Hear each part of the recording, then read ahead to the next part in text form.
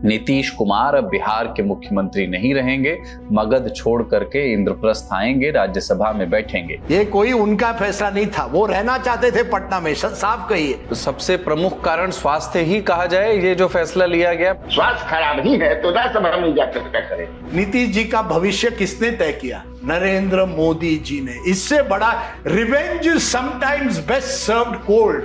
तेजस्वी यादव को भी बीजेपी ने अपने कंट्रोल में कर लिया।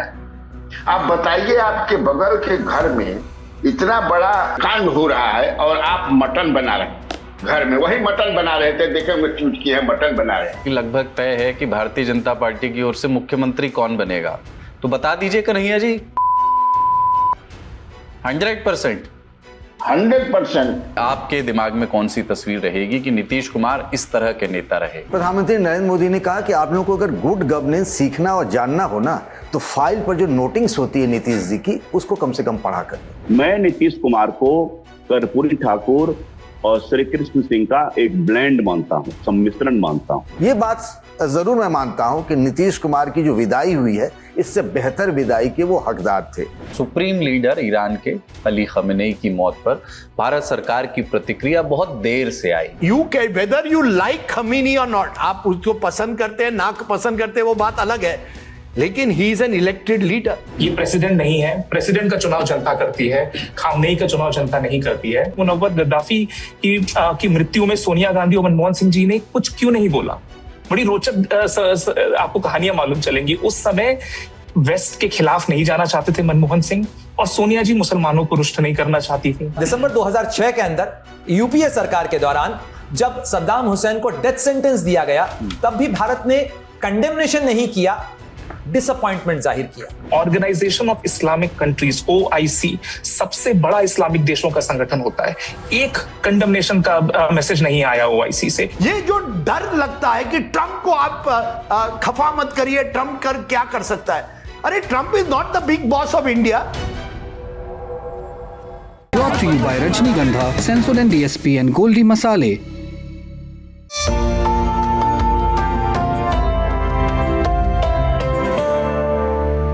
अमेरिका, इस्राइल और ईरान की जंग भारत में भी राजनीति का विषय बन गई है। सुप्रीम लीडर ईरान के अली खमेनेई की मौत पर भारत सरकार की प्रतिक्रिया बहुत देर से आई, और वो भी विदेश सचिव की ओर से कॉन्डोलेंस बुक पर साइन करके वो जताई गई। लेकिन कांग्रेस ने इसे छवि बचाने की कोशिश कहा। प्रधानमंत्री ने अभी तक अली खमेनेई को कोई श्रद्धांजलि नहीं दी है, ये बात कांग्रेस उठाती रही बार बार। 3 मार्च को सोनिया गांधी ने इंडियन एक्सप्रेस में आर्टिकल लिखा और ये लिखा कि ये तटस्थ होना नहीं है, ये अपनी जिम्मेदारी से भागना है। विपक्ष ये भी पूछ रहा है कि वो ईरानी जहाज जिसे अमेरिका ने हिंद महासागर में डुबो दिया, वो हमारा मेहमान था। भले ही घटना की जिम्मेदारी हमारी ना हो, लेकिन नैतिक और मानवीय स्तर पर एक प्रतिक्रिया की अपेक्षा तो की ही जा सकती थी। तो नेता नगरी में आज इस पर बात करेंगे, लेकिन उसके पहले नीतीश कुमार पर बात करेंगे। नीतीश कुमार अब बिहार के मुख्यमंत्री नहीं रहेंगे, मगध छोड़ करके इंद्रप्रस्थ आएंगे, राज्यसभा में बैठेंगे। दिल्ली आने का फैसला नीतीश कुमार ने किन हालात में लिया?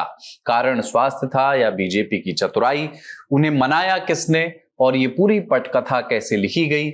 बिहार का नया मुख्यमंत्री कौन होगा? नीतीश के सुपुत्र निशांत कुमार की भूमिका अब क्या होगी? और आखिर में ये भी कि नीतीश कुमार बतौर मुख्यमंत्री किन दृश्यों, किन किस्सों के साथ याद किए जाएंगे। शुरू करते हैं नेता नगरी। मेरा नाम है कुलदीप। नया सेंसोडेंट DSP नर्व्स को प्रोटेक्ट करे और इनेमल को repair. Feel the relief with सेंसोडेंट DSP। तो बिहार के मुख्यमंत्री नीतीश कुमार के राज्यसभा जाने के फैसले पर बात करेंगे। इस सत्र में संतोष सिंह हमारे साथ होंगे, senior assistant editor the Indian Express, Kanhaiya Bhilari editor in chief Swaraj Post, Pankaj Jha political editor the Lallantop, Rajdeep Sardesai consulting editor India Today TV. Rajdeep ji, आपसे शुरू करूं पहले। ये फैसला,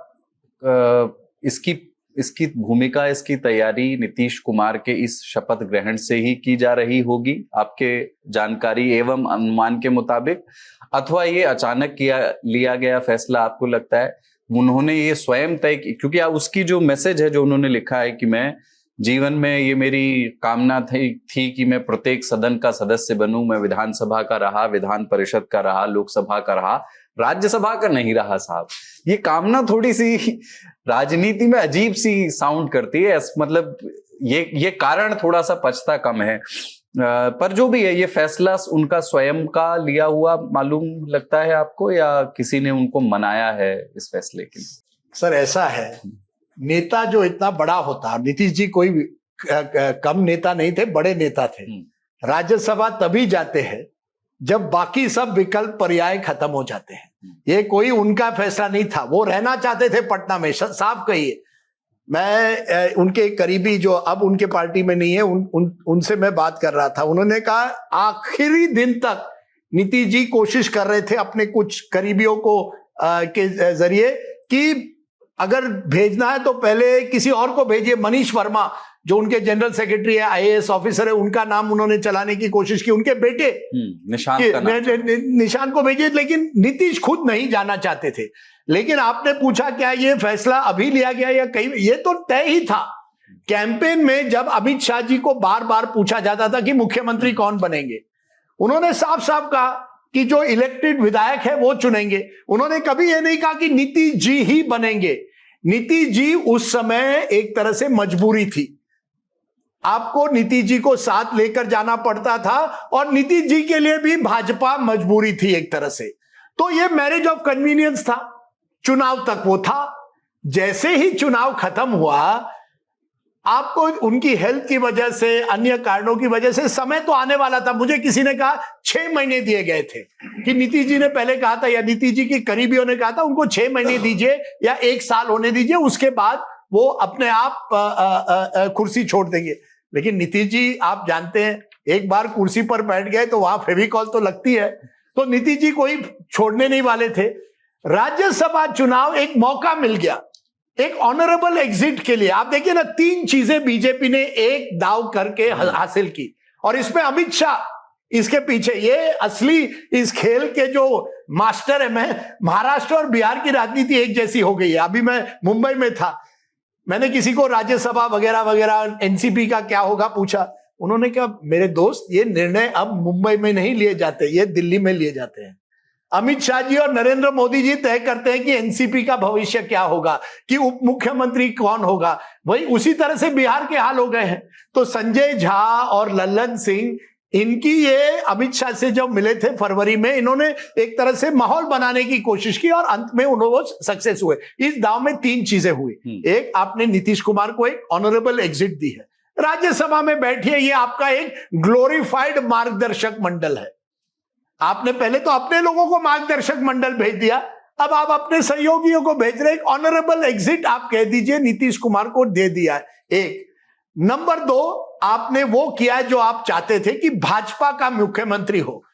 बिहार एकमेव हिंदी हार्टलैंड का राज्य है जहां बीजेपी का मुख्यमंत्री नहीं हुआ है। अब आपको मौका मिल गया है, आपकी सीटें भी बढ़ी है। 2020 में अच्छी थी, 2025 में और बढ़ गई। अब आपके पास कंट्रोल है, आरजेडी कमजोर हो गई है। 2020 में आप चांस नहीं ले सकते थे, क्योंकि जैसे आपने देखा 2022 होते होते नीतीश जी और आरजेडी का गठबंधन हुआ, जो इस बार नहीं हो सकता है, वो संभावना नहीं थी। तो दूसरा, आपने अपना मुख्यमंत्री कर दिया। और तीसरा और महत्वपूर्ण है कि आपने सबको एक तरह से संदेश दिया है, न केवल जेडीयू को, लेकिन जितने भी सहयोगी है, कि बीजेपी के हाथ में कमान है। फिर वो सुनेत्रा पवार हो या एकनाथ शिंदे महाराष्ट्र में हो, वहां वो प्रफुल्ल मोहंता और एजीपी असम में हो, या एआईडीएमके और पलनीसामी वहां तमिलनाडु में हो, कि बीजेपी तय करेगी अब क्या होगा। एक में चंद्रबाबू नायडू रहे हैं, क्योंकि इस समय आंध्रा में टीडीपी का प्रभाव है, बीजेपी अभी भी कमजोर पार्टी है। लेकिन बीजेपी के इतिहास देखिए ना, जहां भी उन्होंने रीजनल पार्टी के साथ समझौता किया है, एक ना एक दिन उसने कंट्रोल भी किया है। गोवा का उदाहरण लीजिए, मैं जब गोवा 1993 में गया, पहली बार बीजेपी का एक विधायक वहां बना। बाबरी मस्जिद के गिरने के बाद मनोहर पर्रिकर और दिगंबर कामत 2 विधायक बन गए। आज स्थिति देखिए, बीजेपी कमान में, और महाराष्ट्रवादी गोमांतक पार्टी जो वहां की रीजनल पार्टी थी, वो अब पीछे रह गई है। तो बिहार में वही हुआ, ये होना ही था। मैंने हमेशा कहा है कि नरेंद्र मोदी जी के साथ अगर आप टक्कर करें ना, टक्कर ले, कुछ एक ना एक दिन, जब मोदी जी के हाथ में अब कमान है, वो अपने जितने भी एक जमाने के विरोधी थे, उनको अपनी तरीके से अपनी जगह दिखाते थे। नीतीश कुमार वही नीतीश कुमार हैं जिन्होंने एक रैली में मोदी जी जब आए थे उन्होंने उस रैली में वो नहीं आना चाहते थे। एक प्रोग्राम पटना में होना था कुछ गुजरात के फ्लड्स के लिए, उसमें नीतीश जी शामिल नहीं हुए। नीतीश कुमार वही व्यक्ति है 2013 में उन्होंने इस्तीफा दिया है बिहार चीफ मिनिस्टर, क्योंकि मोदी जी प्रधानमंत्री कैंडिडेट बनने वाले थे। 12 साल बाद क्या हुआ? नीतीश जी का भविष्य किसने तय किया?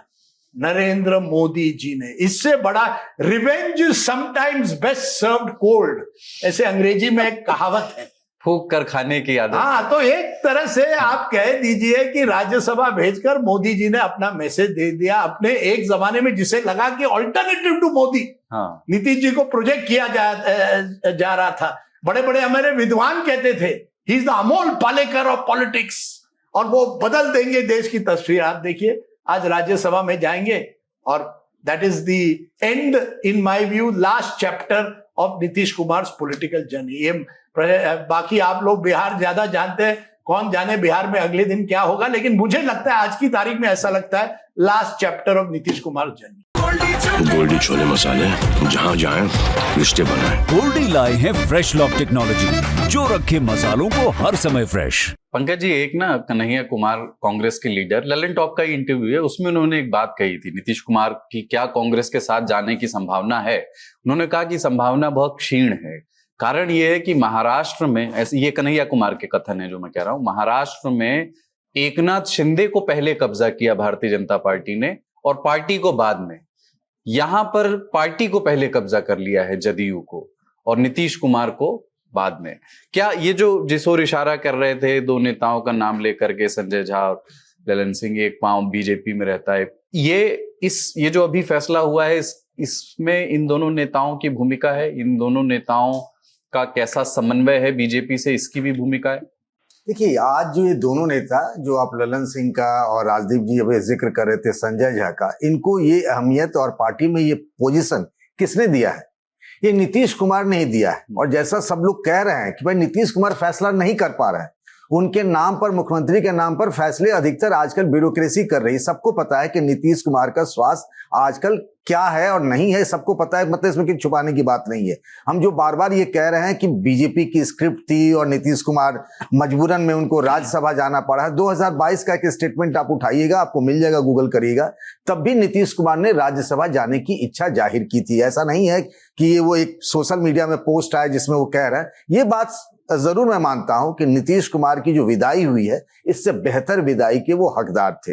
ये जो कहा जा रहा है कि स्क्रिप्ट लिखी गई है, हो सकता है आज नहीं 2 महीने बाद होता, तब भी इसी तरीके के सवाल उठते। मुझे एक अब ये मत कहिएगा कि आप नाम बताइए कि किस मंत्री ने कहा है। एक मंत्री जी होली के दिन गए थे मिलने के लिए नीतीश जी से, तो उन्होंने कहा कि नीतीश जी ने उनसे कहा कि वो 2 साल बाद राज्यसभा की वैकेंसी होती तब वो जाना चाहते थे। अपने बेटे निशांत को वो पहले विधान परिषद का मेंबर बनाना चाहते थे, इसके बारे में पूछा था, जून में ये सारी बातें हो जाती। देर सवेर सबको पता था जिस नंबर गेम का जिक्र हो रहा, तो जब पहली बार नीतीश कुमार मुख्यमंत्री बने थे तब भी उनके पार्टी के विधायकों की संख्या कम थी। 20 साल तक बीजेपी ने उनके साथ गठबंधन का धर्म निभाया, और बीजेपी की जगह जेडीयू पार्टी होती तो वो भी यही फैसला करती कि नंबर गेम उसके साथ है तो क्यों नहीं उसका मुख्यमंत्री बने। लेकिन हाँ, जो कहा जा रहा है संजय झा और ललन सिंह के बारे में कि ललन सिंह दिल्ली में बैठे रहे, संजय झा ने उन्हें जाके मनाया और सारी चीजें, स्क्रिप्ट लिखी गई, पहले बेटे का नाम आगे बढ़ाया गया कि मनीष वर्मा जो रिटायर्ड ब्यूरोक्रेट हैं, जो सलाहकार भी रहे, उनका नाम नीतीश कुमार ने कहा था। ये बात सच है कि मनीष वर्मा का नाम आगे बढ़ाया गया था।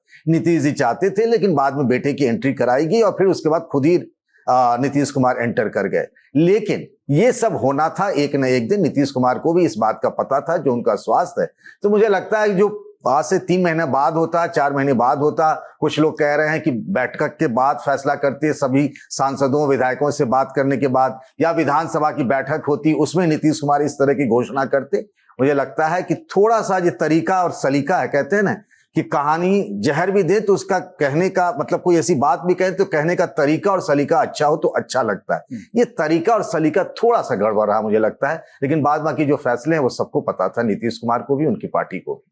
कन्हैया जी, ये स्वास्थ्य ही कारण, मतलब सबसे प्रमुख कारण स्वास्थ्य ही कहा जाए, ये जो फैसला लिया गया, मतलब ये होना था, लेकिन अरे कहेगा स्वास्थ्य कारण है, एक षड्यंत्र करके, एक साजिश के तहत अब बहुत ही रणनीति बना करके उनको हटाया गया है।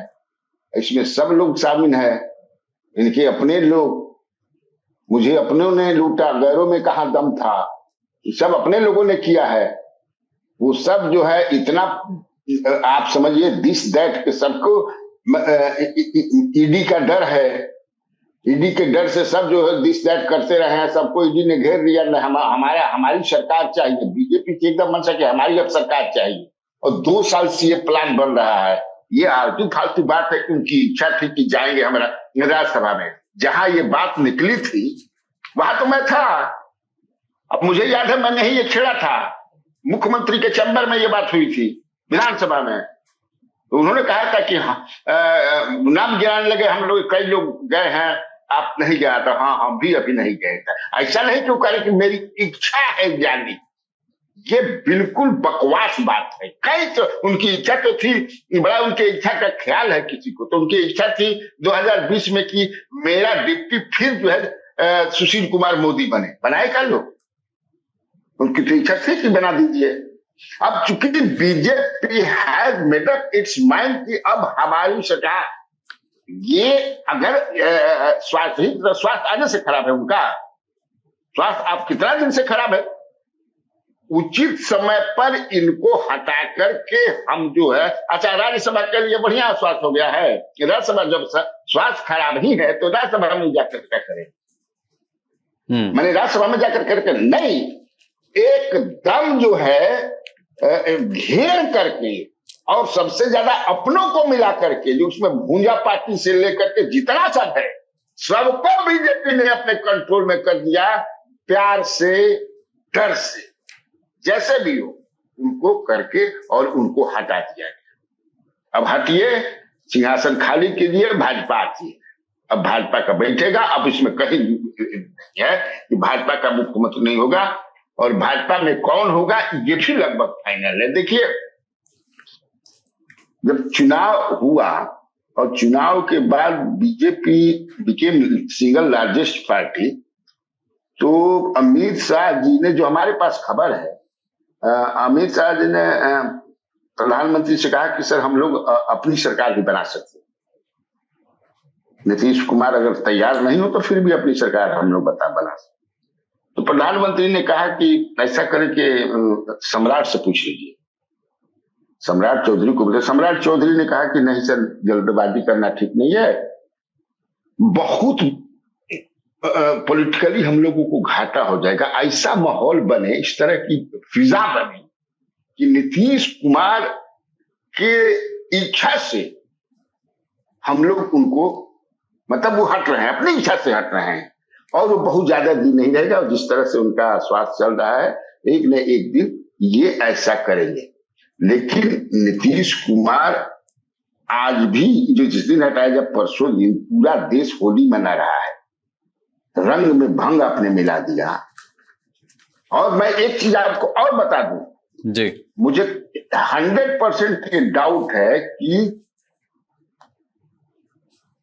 ये तेजस्वी यादव को भी बीजेपी ने अपने कंट्रोल में कर लिया है। आप बताइए, आपके बगल के घर में इतना बड़ा चल रहा है, मतलब कांड हो रहा है, और आप मटन बना रहे हैं घर में, वही मटन बना रहे थे, देखे मैं ट्वीट किया है, मटन बना रहे। कोई इस तरह का उन्होंने बयान नहीं दिया, सब उनको पता था। आपको ये कम से कम कि हम लोग तैयार हैं, 41 विधायक हमारे पास है, सब विपक्ष के पास, कहीं कोई दिक्कत नहीं है। आप खाली तो हो जाएगा 41, अगर मिल जाते तो 85 और 41 जोड़ जाते, भाजपा इधर उधर हो जाते। लेकिन तब मुझे एकदम की होता, because he is facing a lot of criminal cases, आप जानते हैं चल रहा है तेजस्वी यादव का।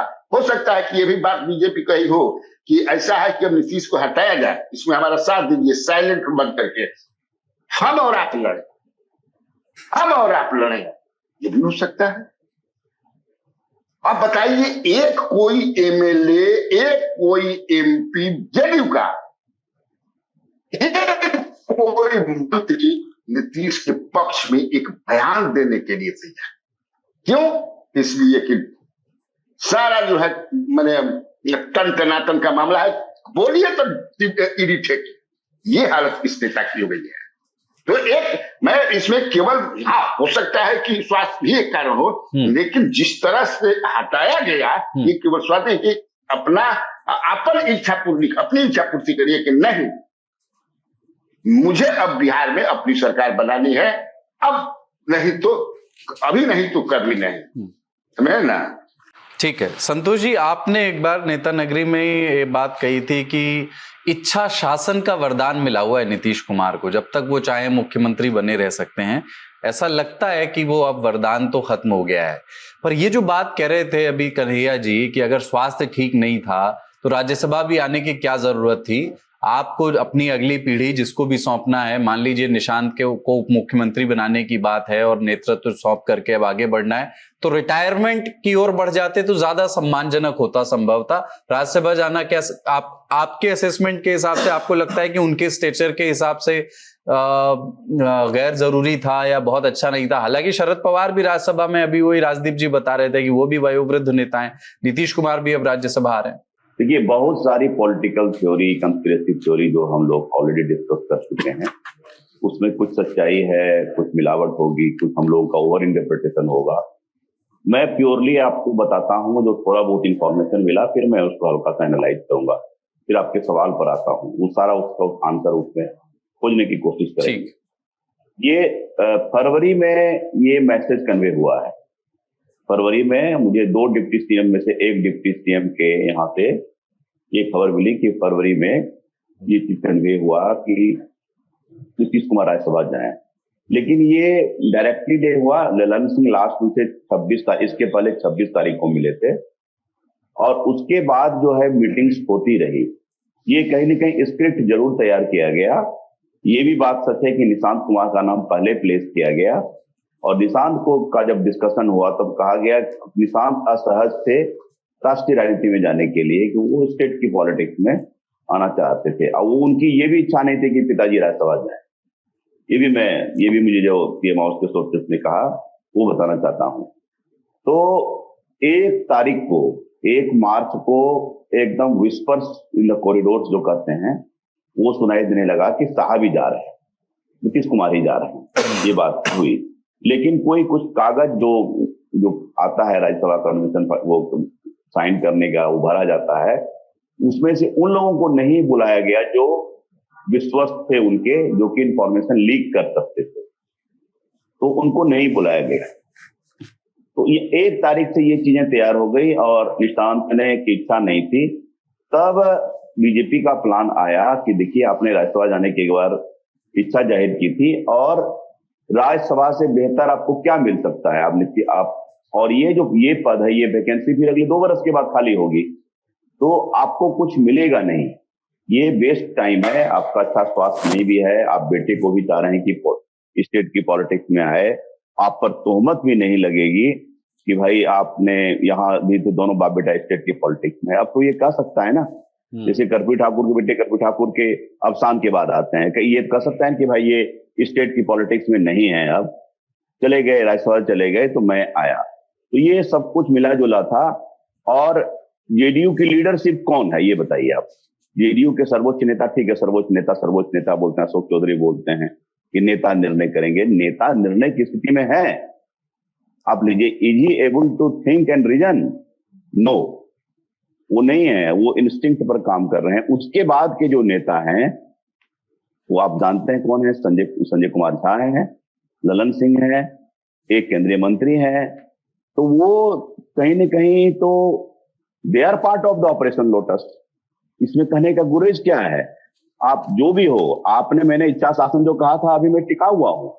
इच्छा शासन जो व्यक्ति, इट वॉज समथिंग लाइक कि भाई विष्णु पितामह कहे कि आओ अर्जुन मुझे मारो, मैं नहीं चलाऊंगा गोली, मैंने तीर में नहीं चलाऊंगा, तुम मुझको मारो। ये वाली स्थिति इनके साथ ये होती है। ये उस स्थिति में थे ही नहीं, वो मेंटली फिजिकली वो गिव अप कर चुके हैं। उनके पब्लिक बिहेवियर आप देख रहे थे। तो ये सारा इस स्क्रिप्ट में ऐसा नहीं है कि कंप्लीटली बेदाग है, कोई एक रीजन है। ऑफ कोर्स स्वास्थ्य रीजन है, बीजेपी का जो प्लान जो चल रहा था वो रीजन है, बाद में जाकर के नीतीश कुमार की इच्छा रीजन है, बेटे का प्रोजेक्शन एक कारण है सकता है। तो सब मिला जुला करके, सब कुछ मिला जुला के, हाँ हम और आपको इसलिए नहीं पच रहा है, ये बंगाल चुनाव के बाद हो रहा है, ये मात्र 3 महीने के सत्ता प्राप्त करने के 3 महीने के बाद हो रहा है, इसीलिए हम एज ए पॉलिटिकल एनालिस्ट हम लोग डाइजेस्ट नहीं कर पा रहे हैं। तो हमारी सोच के हिसाब से पॉलिटिक्स में चीजें नहीं होती है। उनकी तरफ से देखते हैं कि चलिए भाई राज्यसभा बहुत बड़ा चीज है, राज्यसभा में क्या करेंगे। आप जानते हैं राज्यसभा क्या है। अब हमारे एक मित्र हैं गया के अब्दुल कादिर, कल उन्होंने एक भेजा, उन्होंने बहुत एक स्ट्रॉन्ग एक कैप्शन देकर भेजा कि from PM material to shelter house. तो हो सकता है राज्यसभा को शेल्टर हाउस की तरह ट्रीट किया गया हो। उनको इलाज की जरूरत है, वहां एक आवास मिलेगा, एक पद भी रहेगा। राजनीति में लोग जल्दी कोई न कोई पद नहीं छोड़ सकते हैं। आप ही बताइए, प्रधानमंत्री अगर ये मुख्यमंत्री अगर आप नहीं है तो what is the best post you can get, क्या मिलेगा? ये कहना सही है कि दुनिया मिल भी जाए तो क्या है, लेकिन जब आपको 43 सीट आया था तब भी आप मुख्यमंत्री बनना चाह रहे थे, आप बने। आपके जो भी सहयोगी पार्टी के जो भी पोजीशन हो, चाहे कि आरजेडी की तरफ से हो चाहे एनडीए की तरफ से हो, जब तक आप अनक में थे, अच्छे स्वास्थ्य में थे, डिक्टेट करने की स्थिति में थे, तो आपने डिक्टेट किया। अभी ये बात सच है कि आप मुकुट हो गए थे। और दीपक कुमार वो कहते हैं कि भाई सुपर सीएम थे। भैया आप अगर निर्णय लेने की स्थिति में नहीं रहेंगे तो ब्यूरोक्रेसी आपको हावी होगी। इनके साथ कौन पॉलिटिशियन बैठते थे? एक विजय कुमार चौधरी, बस जितना भी फिल्टर कर पाते होंगे, सही जजमेंट दे पाते होंगे, वो विजय चौधरी दे पाते होंगे। ये दोनों तो आते जाते रहते थे। तो जो सरकार चल रही थी उनको एक एसओपी जो होता है, उनको पता था कि सरकार कैसे चलाई जाती है। उसी डॉट में और क्या नीतीश कुमार को इतने सालों से वो लोग देख रहे थे, उनके क्या पसंद हैं क्या नापसंद हैं। तो एक ट्रैक पर गाड़ी आ गई थी, वैसे ही सरकार चल रही थी। उसी हिसाब से आपको क्या लगता है कि वो जो ट्वीट नीतीश कुमार का लिखा हुआ है, मुझे भी नहीं लगता है कि नीतीश कुमार का ड्राफ्ट किया हुआ ट्वीट है। बहुत दिनों से वो खुद अपना सोशल मीडिया नहीं देख रहे हैं क्या कार्य। खास करके कि मेरी बड़ी दिल से इच्छा थी कि राज्यसभा जाऊं। राज्यसभा तो आप कभी भी जा सकते थे, इतने 20 वर्षों में आप कितनी बार खाली हुआ मुख्यमंत्री छोड़ करके। तो वो एक राज्यसभा को एक अलाबाई बना गया। इस कहानी में सब कुछ मिला जुला है। इस कहानी में ट्रूथ है, कंस्पिरेसी है, ड्रामा है, जो कहते हैं फिल्मी बात उस टाइप का मैं बोल रहा हूं।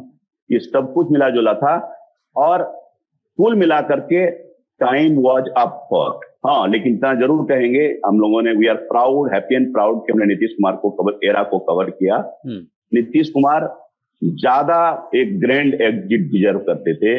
ये मुझे लगता है कि एक तरह से राज्यसभा भेजने के बावजूद भी, आप भेजेंगे क्या? अभी जेडीयू का नंबर है भाई, आप क्या भेजने वाले कौन होते हैं? एक तरह से अनसेरेमोनियस एग्जिट मैं कहूंगा।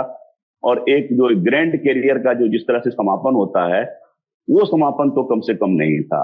सबसे अच्छा समापन होता, जीतते और कह देते बहुत अच्छा, थैंक यू सो मच, मेरे नाम पर वोट आया, मैं मुख्यमंत्री बनने वाला नहीं हूं। लेकिन सत्ता में ये सब बातें होती नहीं है। वो सत्ता चाहते जाते जाते भी राज्यसभा लेके गए। जी कुलदीप, ठीक है। तो मैं इनफैक्ट आपसे अभी, आप चूंकि इतना लंबे समय तक आपने कवर किया और नीतीश कुमार के राजनीतिक करियर पर भी आऊंगा, पर कन्हैया जी ने अभी थोड़ी देर पहले ये मेंशन किया कि लगभग तय है कि भारतीय जनता पार्टी की ओर से मुख्यमंत्री कौन बनेगा। तो बता दीजिए कन्हैया जी। सम्राट चौधरी। 100%। 100% सम्राट चौधरी। हमारे पास जो इंफॉर्मेशन है, और ये भी इंफॉर्मेशन है कि बीजेपी के जो मिनिस्टर्स हैं जितना, उनको पोर्टफोलियो मिलेगा जेडीयू का, और जो जेडीयू के पास जो पोर्टफोलियो है वो मिल जाएगा भाजपा को। एक अभी ये भी है कि एक डिप्टी सीएम बनेंगे निशांत, हो सकता है 2 बन जाए जेडीयू के, लेकिन डिप्टी सीएम दोनों जेडीयू के ही होंगे। और हमारे पास इंफॉर्मेशन। स्पीकर पर भी बातचीत तो कर रहे हैं। स्पीकर पर नरेंद्र नारायण यादव का भी नाम चल रहा है, दामोदर राउत का भी नाम है, महेश्वर हजारी का भी नाम है। देखिए क्या होता है, लेकिन जेडीयू का ही बनेगा। अच्छा, ठीक। पंकज जी, आपके पास मुख्यमंत्री के नाम की सूचनाओं में कोई इजाफा इस खबर पर? नहीं, थोड़ा रिस्की काम है ये बता पाना आज की तारीख में कि बीजेपी का कौन भी। जैसे कन्हैया जी कह रहे थे कि फ्रंट रनर के तौर पर अगर देखें हम मीडिया में, चाहे जो लोग नेता बात कह रहे हैं कि सम्राट चौधरी का, और ये कहा जा रहा है ना कि निशांत बनेंगे डिप्टी सीएम, उसमें कहा जा रहा है कि इकलौते वही बनेंगे, क्योंकि दूसरा अगर डिप्टी सीएम बनाते हैं तो एक 2 पावर सेंटर बन जाएंगे जेडीयू की तरफ से, और ये नहीं चाहेंगे उसी को, मतलब निशांत को एक राजनीतिक विरासत देने वाली बात होगी। तो ये जो लव कुश वाला कॉम्बिनेशन अभी चल रहा था, जब नीतीश जी सीएम है और सम्राट चौधरी डीसीएम है, तो ये सामाजिक समीकरण बना रह जाएगा। उस लिहाज से सम्राट चौधरी के बारे में कहा जा रहा है, लेकिन हम सब जानते हैं कि बीजेपी सरप्राइजेस देती, बहुत चौंकाने वाले नाम होते हैं, उनके पास एक अलग तर्क होता है, तो कह पाना फिलहाल तो मुश्किल लग रहा है। हाँ, कौन मतलब हो सकता है? इस फॉर्मूले से तो विजय सिन्हा का नुकसान हो जाएगा, क्योंकि अगर एक ही डिप्टी सीएम बनना है और मुख्यमंत्री सम्राट चौधरी बन रहे हैं, तो विजय सिन्हा को ज्यादा से ज्यादा कोई एक ठीक पोर्टफोलियो दिला करके उनके लिए तो डिमोशन ही होगा। हाँ, उनके लिए तो नुकसान है। एक बात ये कही जा रही है जेडीयू के खेमे से कि चूंकि एक निशांत हो सकते हैं, कुछ नेताओं की ये रायशुमारी है, चूंकि बैठक के बाद पता चल पाएगा कि भाई एक जो भूमियारों के बारे में कहा जाता है, जो सामान्य कैटेगरी, जनरल कैटेगरी के, कि भूमियार भी एक सपोर्ट बेच रहे हैं जेडीयू के, तो उसकी तरफ से एक किसी नेता को डिप्टी सीएम बनाया जा सकता है, तो उस लिहाज से हो सकता है। लेकिन नुकसान तो विजय सिन्हा का है ही हर हाल में। संतोष जी, आप कुछ प्रिडिक्ट करना, मैं तो प्रिडिक्ट शब्द इस्तेमाल कर रहा हूँ, प्रिडिक्ट करना चाहेंगे? मैं भाई लोगों के साथ हूँ, देखिए मैं थोड़ा सा उसको एनालाइज कर देता हूँ। और इसलिए एनालाइज करता हूँ, देखिए सुशील मोदी को जो हटाया गया था, तो किसको बनाया गया था? उन्हीं के जाति समूह से, वैश्य समाज से तारकिशोर प्रसाद को बनाया गया, और दूसरा उन्होंने एक रेणु देगुनिया को बनाया था। तो लव कुश कॉम्बिनेशन को डिस्टर्ब नहीं किया जाएगा। और डोंट फॉरगेट कि नीतीश कुमार ने भी रिजाइन नहीं किया है, वो राज्यसभा जा रहे हैं। राज्यसभा में सेलेक्ट होने के जब तक वो ओथ नहीं लेते हैं, राज्यसभा के सदस्य नहीं बनेंगे। उन्होंने बीजेपी से पावर ट्रांसफर का कंप्लीट प्लान मांगा है कि who is going to be your chief minister. जो 90 से त्रिवेणी संघ की पॉलिटिक्स की धारा चल रही थी, यादव, कोयरी, कुर्मी, 3 ओबीसी के डोमिनेंट जो इनके पास सत्ता रही, थोड़ा सा अगर ब्रीफ इंटरैक्शन को छोड़ करके जीतन राम मांझी को, तो नीतीश कुमार चाहेंगे कि वो लव कुश कॉम्बिनेशन जो बरकरार था, वो कॉम्बिनेशन बरकरार रहे। अगर इस थ्योरी, ये कन्वेंशनल लॉजिक है, ये थ्योरी है, तब ऑफकोर्स सम्राट चौधरी। अगर ये थ्योरी नहीं है तो 1 दर्जन से ज्यादा नाम दे सकते, किसका नाम डालना जा सकते हैं? संजीव चौरसिया, प्रमोद चंद्रवंशी, गायत्री देवी, रेणु देवी, जो मन है आप डाल सकते हैं, रमा निषाद, जो कुछ भी डाल सकते हैं आप। और हो सकता है इतना नाम डालेंगे तो एक कोई सही हो जाए आपका। तो लेकिन ये उत्तर प्रदेश, ये जो है ना, उत्तर प्रदेश बिहार एक डिफरेंट राज्य है, और ये मध्य प्रदेश नहीं है। यहाँ आपको एक स्ट्रॉन्ग चीफ मिनिस्टर चाहिए। 5 वर्ष तो आप राज कर लेंगे, लेकिन उसके बाद क्या? नीतीश कुमार बनियन ट्री थे, लेकिन अब नीतीश कुमार को पद छोड़ने के बाद अब बिहार में पॉलिटिक्स में लेवल प्लेइंग फील्ड हो जाएगा, जो है ना, कंपटीशन की जमीन अब समतल हो जाएगी। इसमें अपोजिशन को भी स्पेस मिलेगा। आप देखिए क्या किस पॉलिटिक्स की तरफ जा रहे हैं। निशांत, तेजस्वी एंड चिराग, तीनों जो बड़े स्टॉलवर्ड थे, उन तीनों के पुत्र मैदान में होंगे। और आप do not forget, socialist resistance continue रहेगा 5 वर्ष में, कि BJP will not have the cake walk. जैसे जैसे निशांत का इवोल्यूशन होगा, वो उतना सोशलिस्ट पॉलिटिक्स के लिए तो उस लिहाज से अच्छा रहेगा। और इस बात से मैं सहमत हूं, जो मुझे निशांत कैंप से ही बात आ रही है, कि they will prefer 1 deputy chief minister rather than कि किसी और बड़े को बनाया जिसके सामने में निशांत छोटा लगे। अभी ये बात चल रही है, rather than going for 2 deputy CM, they will ask for more portfolio, stronger portfolio for Nishant Kumar. करेंगे जी। निशांत की अगुवाई में जनता दल यूनाइटेड का बिहार की राजनीति में आप क्या भविष्य देखते हैं? क्योंकि ये बात कही जा रही थी कि किसी और को भी उत्तराधिकार दिया जाएगा तो नीचे के नेता एकमत नहीं होंगे, लेकिन निशांत के नाम पर सब लोग सहमति बना करके उनके अधीन काम करने के लिए तैयार हैं। पर उसमें एक ड्रॉबैक ये है कि निशांत उस तरह के राजनीतिक अनुभव के साथ नहीं आते हैं। इलेक्टोरल अनुभव तो है नहीं, ठीक है कि उनकी ट्रेनिंग चल रही होगी, वो कितना मैटर करता है आप जैसे लोग आप बेहतर जान सकते हैं, बता सकते हैं कि पार्टी पर अपनी पकड़ बनाने में कितना समय लगता है। हमने अखिलेश यादव को देखा था, जो उनका पहला कार्यकाल जब वो मुख्यमंत्री जब बने 2012 में, शुरू के 2-3 साल बहुत उनके लिए प्रभावी नहीं रहे, लेकिन आखिरी के 2.5 साल 3 साल उनका काम जो है, उन्होंने तेजी से सड़कें बनाई, हाजिर जवाबी को अपना हथियार बनाया। निशांत को अभी देखा नहीं है, परखा नहीं गया है राजनीति के पिच पर। तो उनकी अगुवाई में जनता दल यूनाइटेड के भविष्य में आप कौन कौन सी चुनौतियां देखते हैं? पहली बात है कि समझदारी में कमी नहीं है, क्योंकि PIT मिश्रा से पढ़े हैं, और वहां पर मेरा बेटा उसी के क्लासमेट है ये। तो एक दो बार मेरे घर पर भी आए हैं, बहुत पहले जब पढ़ते थे 98 से 2002, 98 से 2002। तो उस समय मेरा बेटा भी था, उनके साथ ही साहित्य कंप्यूटर में थे। मेरा बेटा ये मैकेनिकल इंजीनियरिंग था, लेकिन साथ साथ रहते थे बातचीत।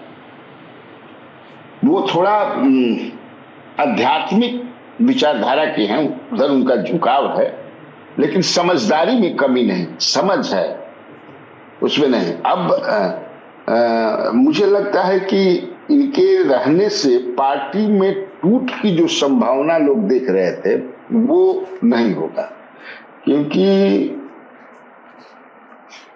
वैसे भी आप देख रहे होंगे जितनी भी खबरें आ रही हैं या जितनी भी आवाज उठ रही है जो कि नहीं ये आए, तो वो एकदम पार्टी को संभाल लेंगे। और एक चीज और होगा, अब ये भी बहुत जल्दी होने वाला है, आरसीपी सिंह भी अब आएंगे। अच्छा, जेडी, हाँ, आरसीपी सिंह को लाने के लिए भी कल आरसीपी सिंह के घर पर भी बहुत लोग गए थे, कल परसों कल भी। तो उनके लिए भी, हालांकि उनका तो एप्लीकेशन पेंडिंग है ही री एंट्री के लिए नीतीश कुमार के पास, लेकिन अब आएंगे वो। तो इनके आने से पार्टी में टूट अब नहीं होगी। और मुझे जो लगता है कि जिस तरह से इनको ट्रेंड किया गया है, मेरे पास जो इन्फॉर्मेशन की कनॉट प्लेस से कई पॉलिटिक्स समझने की किताबें दी गई, मनीष वर्मा जो है कई समझाने में जो एक ट्रेनिंग दी जाती है, इनमें कहा कि ये थोड़ा धार्मिक प्रवृत्ति का आदमी है, ये रहे हैं, लेकिन अब तो पॉलिटिक्स में इंटरेस्ट लेने रहे हैं। तो सबसे बड़ा मतलब बड़ी चीज ये है कि इनकी पार्टी अब टूटेगी नहीं। अब वैसे मुझे लगता है कि अभी बीजेपी प्रयास भी नहीं करेगी कि इनके पार्टी को तोड़े, इसलिए कि वो बुमरैंग कर जाएगा इन पर, क्योंकि नीतीश कुमार की जो पकड़ है केवल लवकुश में नहीं है, ये टर्निंग अराउंड किया है बिहार का उन्होंने, तो सारी जातियों में है। और एक बात आप ध्यान में रखिए कि उत्तर प्रदेश का चुनाव भी अगले साल है, और कुर्मी वोटर जो हैं जो वहां भी हैं, फिर आप देख लीजिए मध्य प्रदेश में भी है, छत्तीसगढ़ में भी, हर जगह कुर्मी वोट, तो वो भी एक दिमाग में रहेगा, इसलिए सुरक्षित है इनके हाथ में मई तक।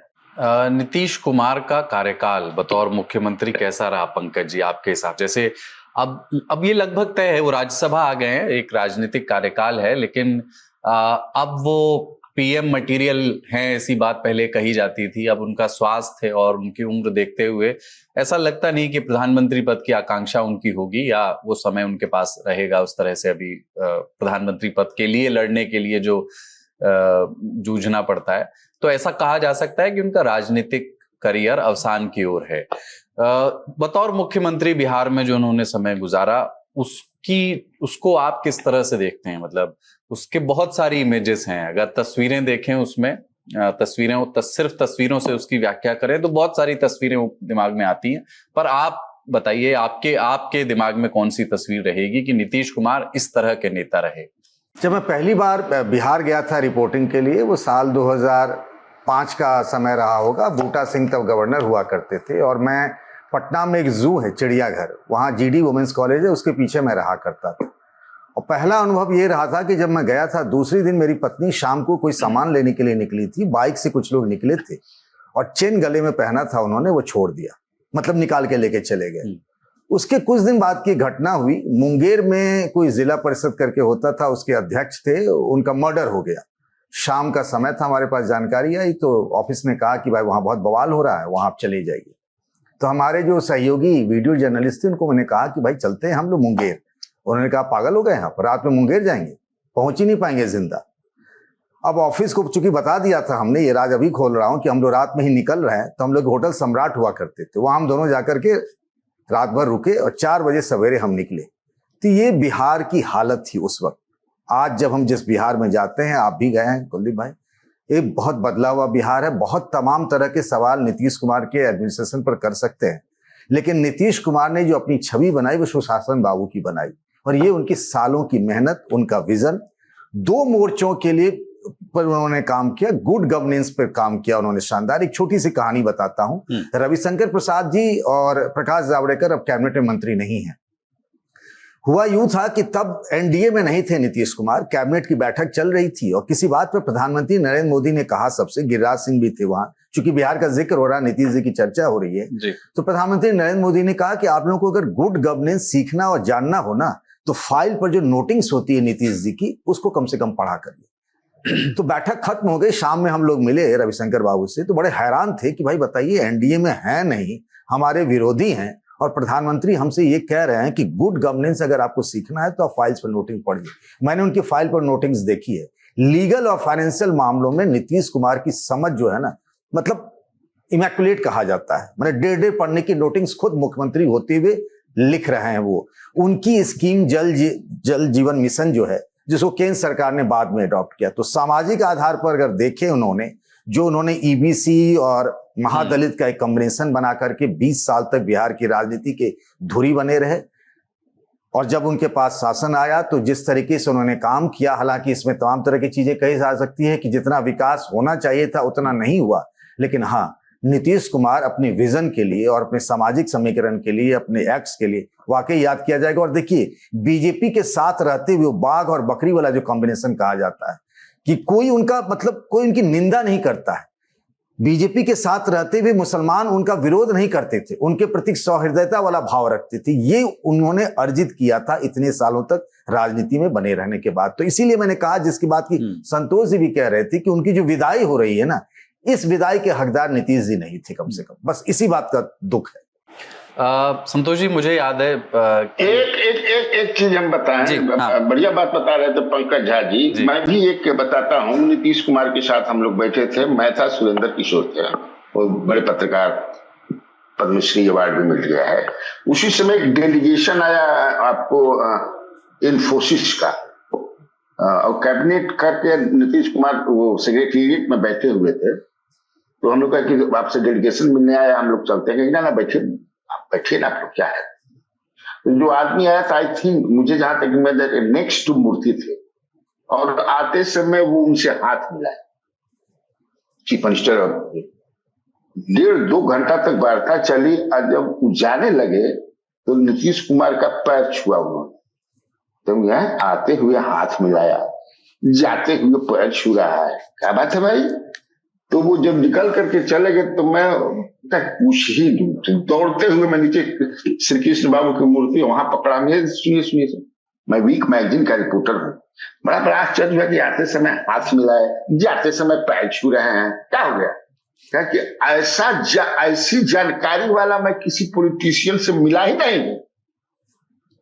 ये तो मतलब सब विषय पर जो है, बिजली पर बात कीजिए, पर्यावरण पर बात कीजिए, डॉक्टरी पर बात कीजिए, सबके जानकार हम जी हाँ मिक्स वेजिटेबल है। तो ये मैं सोचा कि आपको बता दिए। जी संतोष जी, मुझे याद है कि आपने ये बात एक बार कही थी कि आपने नीतीश कुमार से संभवतः पूछा था कि आप अपने आप को किस तरह या किस तस्वीर के साथ याद रखना चाहेंगे। तो शायद ये नीतीश कुमार, अगर मैं गलत नहीं हूं तो ठीक कीजिएगा, उन्होंने ये कहा कि मैं एक बालिका संभवतः स्कूल जाने वाली और साइकिल और उसके चित्र के साथ मुझे याद रखा जाए, ये उन्होंने कहा। उन्होंने कहा ये वो जो साइकिल वाला इमेज है ना, वो विंग्स ऑफ सोशल चेंज है। वो जब पंकज जी बात कर रहे थे उनके गुड गवर्नेंस, में रिपीट नहीं करूंगा। आप स्टार्ट करेंगे कि सोशलिस्ट पॉलिटिक्स में लालू जी आए, गरीबों को आवाज दिया। वो उसके बाद का जो नेक्स्ट स्टेप है वो हमारा था लॉ एंड ऑर्डर और डेवलपमेंट डेफिसिट था। तो लॉ एंड ऑर्डर को ठीक किया और डेवलपमेंट की बेसिक को ठीक किया, बिजली, सड़क, पानी, इंफ्रास्ट्रक्चर, थोड़ा सा स्वास्थ्य, शिक्षा, ये सबको किया। ठीक है, इंडस्ट्री में उतना नहीं कर पाई जितना करना चाहिए था, लेकिन जो वुमेन एम्पावरमेंट का काम है, जो 35% सरकारी नौकरी में महिलाओं को रिजर्वेशन, पंचायत 50% पंचायत में उनको रिजर्वेशन, जो कि मैंने टेलीग्राफ में था तो एक स्टोरी किया था कि मुखिया जो नई बनी हुई है, तो उनको उस समय जब कहा जाता था मुखिया पति और सरपंच पति, वो मुखिया बन जाती थी लेकिन उनके पति राज करते थे। तो ये वो दौर चला था। तो और उन्होंने कहा था मुखिया ने कि भाई एसके मेमोरियल में मीटिंग हो रही है कि हमको मैडम नहीं, हमको सर कहा जाए, क्योंकि वो सर में वो मैस्कुलिनिटी, वो पावर दिखता है। तो वो दिखाता है कि महिलाएं जब आती है, एक तरह से घर से बाहर आती है, तो उनका जो सेंस ऑफ असर्शन वो नीतीश कुमार के काल में होता है। और ये बता रहे थे, कन्हैया सर बता रहे थे, मुझे छोटा छोटा 2 वाक्य मैं रजिस्टर नहीं कर पा रहा हूँ जी। एक डीजीपी नीलमणि थे, तो डीजीपी नीलमणि, एक बार हाईकोर्ट का कोई ऑर्डर आया था, तो उस पर बहस थी, लॉ एंड ऑर्डर से रिलेटेड कोई फाइल थी, और वो ऑर्डर करीब 50-60 पेज का ऑर्डर था कोर्ट का, और उसको पढ़ के तो नीलमणि ने को लगा कि यार 50-60 पेज का मुख्यमंत्री ने थोड़ी पढ़ा होगा। इन्होंने कर्सरी निगाह दे करके ये केस कर गए। और जब मीटिंग शुरू हुई, जब इन्होंने बोलना शुरू किया तो नीतीश कुमार ने सुना, जब खत्म फिनिश किया नीलमणि ने, उन्होंने एक लाइन कहा कि mister DGP, but the file, but the order says the opposite. मतलब ये सन्न रह गए कि इस आदमी ने ऑर्डर को एक एक लाइन पढ़ा हुआ है, उसका मर्म समझा हुआ है, तो वो ब्यूरोक्रेसी उनको एक तरह से टहला नहीं सकती थी। लालू जी कहते थे इतना मोटा बस्ता लेके क्या है, उसमें क्या है बताओ। इनका उलट था, ये उतना मोटा बस्ता भी पढ़ सकते थे, उसको समझ सकते थे। तो इसीलिए उनकी फाइल पर नोटिंग, उनके हैंडराइटिंग, वो उसमें जो एक मेटिकुलस, एक होता आई फॉर जो डिटेल्स होता है, और एक जो अभी आप जो है जिसकी आप चर्चा कर रहे हैं, गंगा पथ, जिसको कि सब लोग मरीन ड्राइव करते हैं, it is not marine drive my friend, it is Ganga पथ। गंगा पथ बनने की मैं कहानी बताता हूँ। गंगा पथ के प्रोजेक्ट लेकर के रोड कंस्ट्रक्शन डिपार्टमेंट के प्रिंसिपल सेक्रेटरी, अब के चीफ सेक्रेटरी सत्यअमृत गए उनके पास, तो वो कन्विंस नहीं थे कि यार क्या है, गंगा किनारे किनारे आप रोड बनाने की बात कर रहे हैं, उससे क्या हो जाएगा। तो उन्होंने एक प्रेजेंटेशन दिया कि भाई किस प्रकार से, अगर कोई सोनपुर से, हाजीपुर से आता है, एम्स जाना है तो वहां चले जाएंगे, अगर एक आरा तरफ जाना है तो वहां भी कनेक्ट हो जाएगा, इधर दीदारगंज की तरफ निकल जाएंगे, तो ये सब दिया, भी कंजेस्ट हो जाएगा। तो पहली बार वो नीतीश कुमार कन्विंस नहीं हुए। तो प्रत्यय अमृत करीब मीटिंग के बाद जो है 1-1.25 घंटा बाहर में बैठे रहे तोपे। तो जब निकले नीतीश कुमार तो कहे कि अरे आप बैठे हुए हैं। सर नहीं सर, मुझे लगता है मैं आपको कन्विंस नहीं कर पा रहा हूं, और ये बहुत बड़ा प्रोजेक्ट होगा, आप देखिएगा ये फ्लैगशिप प्रोजेक्ट होगा, इसको पुनः एक बार देख लिया जाए, कहें तो मैं एक बार फिर से प्रेजेंटेशन दूं। तो उन्होंने एक प्रेजेंटेशन, क्योंकि केंद्र सरकार का भी कुछ स्टेक था, सारे एक्सपर्ट के सामने एक प्रेजेंटेशन प्रत्यय अमृत का दिलवाया, और उस प्रेजेंटेशन से वो लोग इतने कन्विंस हुए, और उन्होंने नीतीश कुमार को धन्यवाद दिया कि इट्स ए ग्रेट प्रोजेक्ट। तो ये कि नीतीश कुमार था कि सुनते थे कि कोई अच्छा प्रोजेक्ट होता था, उस चीज को सुनते थे और उसको इम्प्लीमेंट बड़े एकदम शिद्दत से करते थे। मेरी स्टोरी में एक लाइन था, जबकि ये यहाँ की बात है, रोहतास की बात है, कि जिसमें कि पुलिस वालों ने ये डायनामाइट उड़ा करके वो खनन होता है, तो प्रपोजल दिया, उन लोगों ने कहा यार वो लोग को रोक नहीं पा रहा हूं, ऐसा करो चारों तरफ ट्रेंच पहाड़ के खोद दो ताकि लोग आ नहीं पाए। तो मैंने एक अधिकारी से पूछा, खनन वाले अधिकारी से, क्या आपको लगता है कि ये पुलिसिंग का फेल्योर है? तो उन्होंने कहा कि हो सकता है। तो नीतीश पेज 1 एंकर छपा था, तो एक फोन आया सीएम हाउस से, मुख्यमंत्री ओनली मेरे इतने कार्यकाल में एक स्टोरी को लेकर के एक बार फर्स्ट और लास्ट बार कॉल किया कि आप देखिए कितना रीडिंग बिटवीन द लाइंस है। वो कहते हैं कि ये बताइए, ये बात उस अधिकारी ने आपके प्रश्न के जवाब में कहा था या उसने कहा था कि पुलिसिंग का फेल्योर है? मैंने कहा नहीं सर, मेरे प्रश्न के जवाब में कहा। तो थैंक यू सो मच। अगर मैं बोल देता कि पुलिस है तो वो उस दिन सस्पेंड हो जाते। तो इस तरह से खबर को पढ़ना, उसकी समीक्षा करना, उसकी तह में जाना।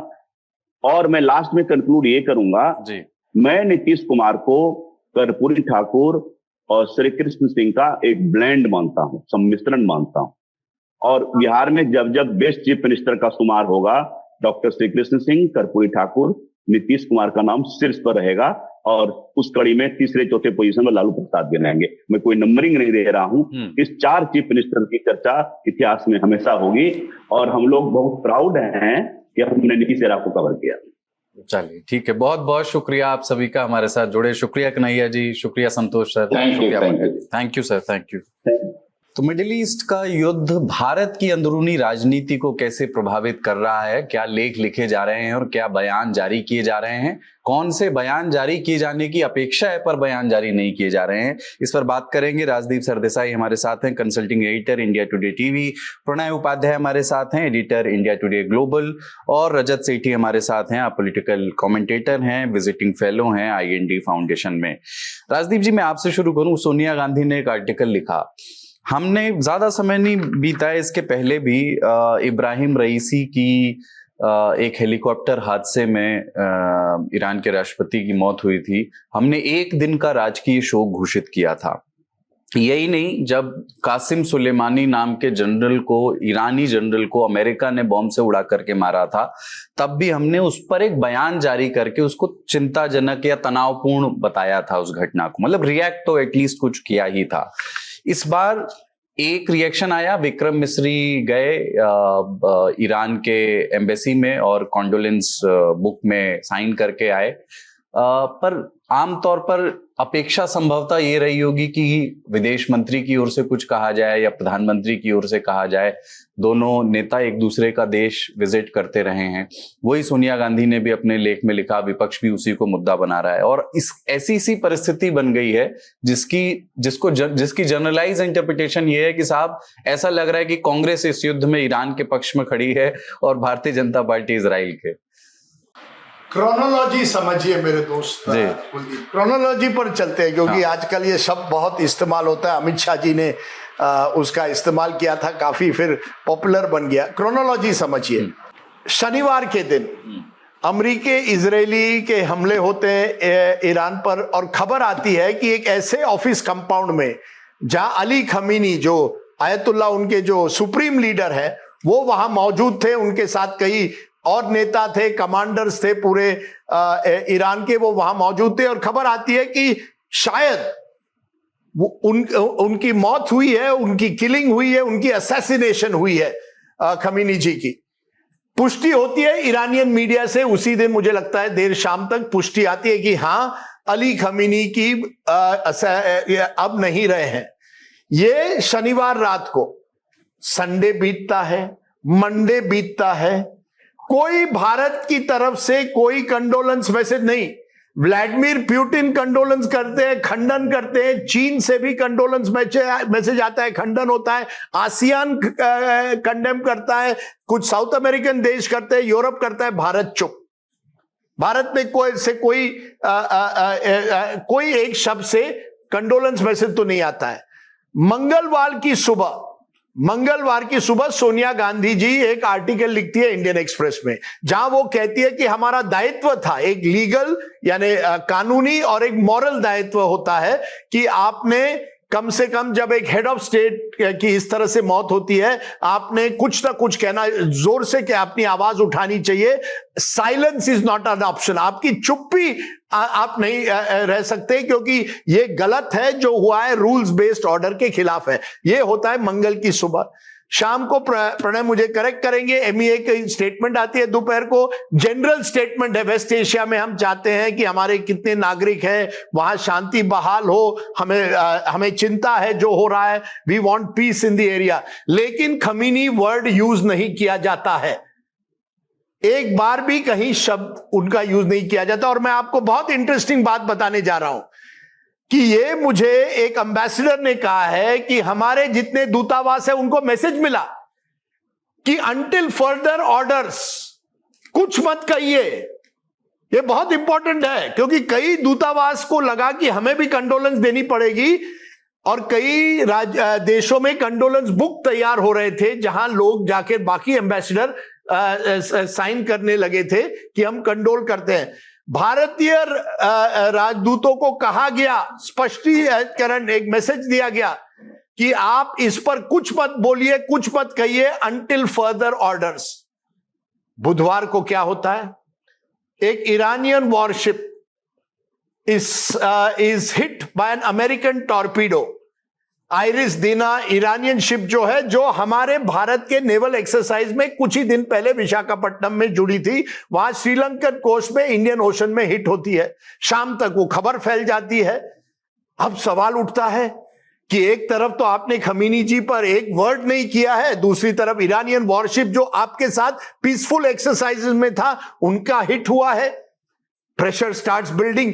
Interestingly even pro BJP voices, Kanwal Sibal farmer foreign secretary, कहते हैं ये क्या हो रहा है, आपको कुछ ना कुछ तो कहना चाहिए, अमेरिका इस तरह से नहीं कर सकता है. तो गुरुवार तक प्रेशर बढ़ता जाता है.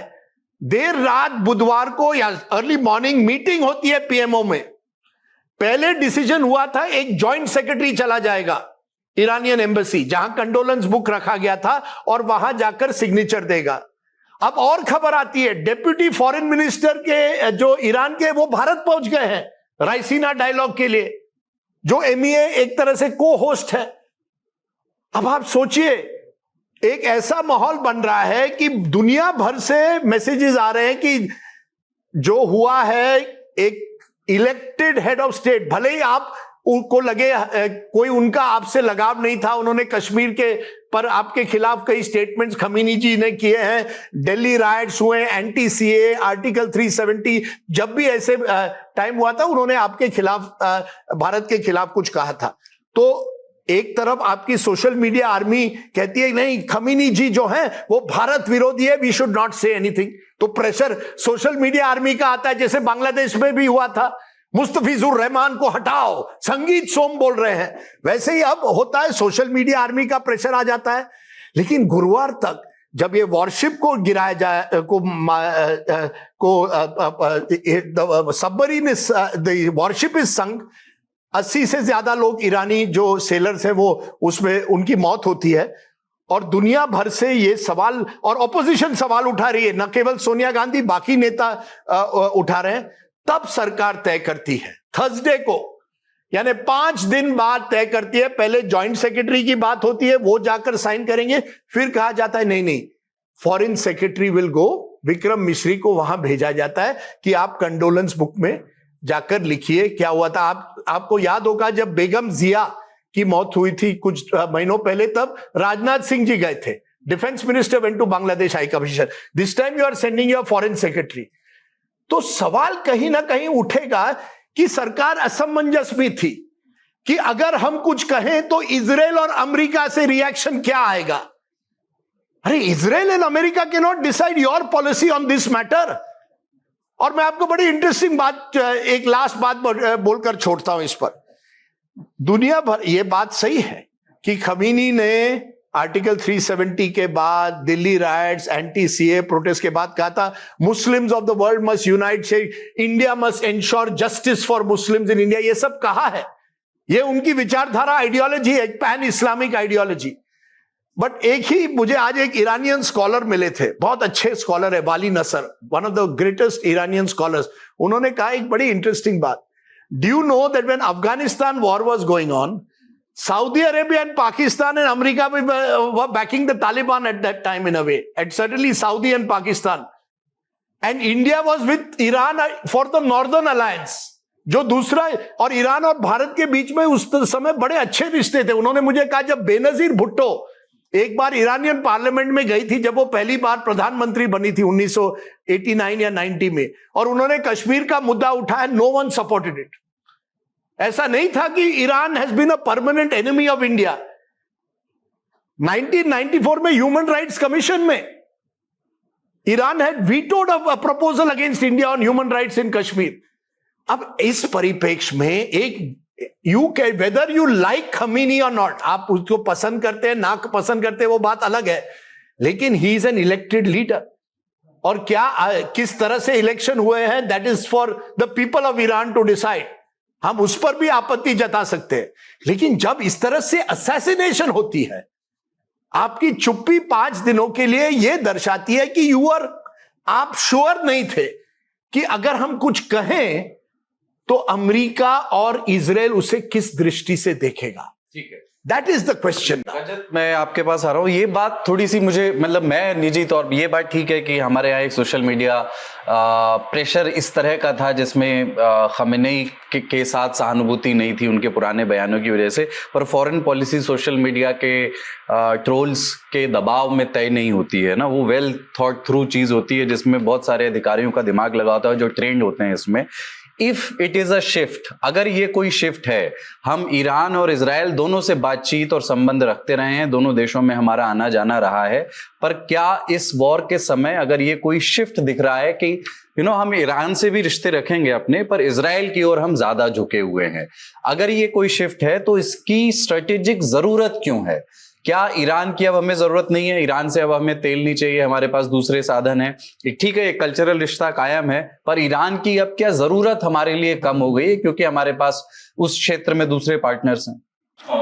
मैं फिलहाल में रायसेना डायलॉग में बैठा हुआ हूँ, इसके लिए काफी लोगों का आना जाना है और ईरान का विषय काफी जोर शोर से चर्चा में भी है। मैं काफी बातें राजदीप जी की भी सुन रहा था। राजदीप जी बहुत सीनियर जर्नलिस्ट हैं, लेकिन कुछ चीजें तथ्यात्मक रूप से उन्होंने लॉन्ग जंप्स लिए, असम्पशंस लिए, कुछ तो तथ्यात्मक रूप से गलत भी थी। अब मैं एक एक करके एक एक बात को रखता हूँ। सबसे पहले खामनेई जो है वो एक रिलीजियस लीडर है। कॉन्स्टिट्यूशन एक असेंबली होती है एक्सपर्ट्स की, रिलीजियस एक्सपर्ट्स की, क्लेरिक्स होते हैं, शिया समुदाय के क्लेरिक्स होते हैं, वो चुनते हैं कि कौन अगला खामनेई बनेगा। ये भी प्रथा बीच में ही शुरू की गई, इसके पहले जो मेन खामनेई थे जिनके बाद ये आए, उस समय ये भी प्रथा नहीं थी। जब रिवॉल्यूशन हुआ और इस्लामिक ये थियोक्रेसी बनी, तो जड़ों पे जाना होगा। प्रेसिडेंट अलग है ईरान के, ये प्रेसिडेंट नहीं है। प्रेसिडेंट का चुनाव जनता करती है, खामनेई का चुनाव जनता नहीं करती है। और काफी हद तक डी फैक्टो डी श्योर समस्या भी है।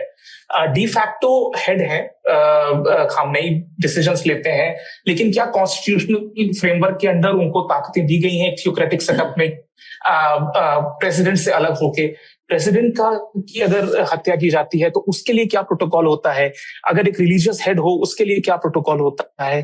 खामनेई पोप के तुलना में भी नहीं आते हैं, क्योंकि शिया समुदाय किसी एक संस्था को अपना शीर्षस्थ नेता विश्व के स्तर पे नहीं मानता है। अलग अलग देशों के शिया के समुदाय के हेड्स अलग होते हैं। ईरान के लिए जरूर शिया समुदाय के लिए सबसे बड़ा फिगर ये थे।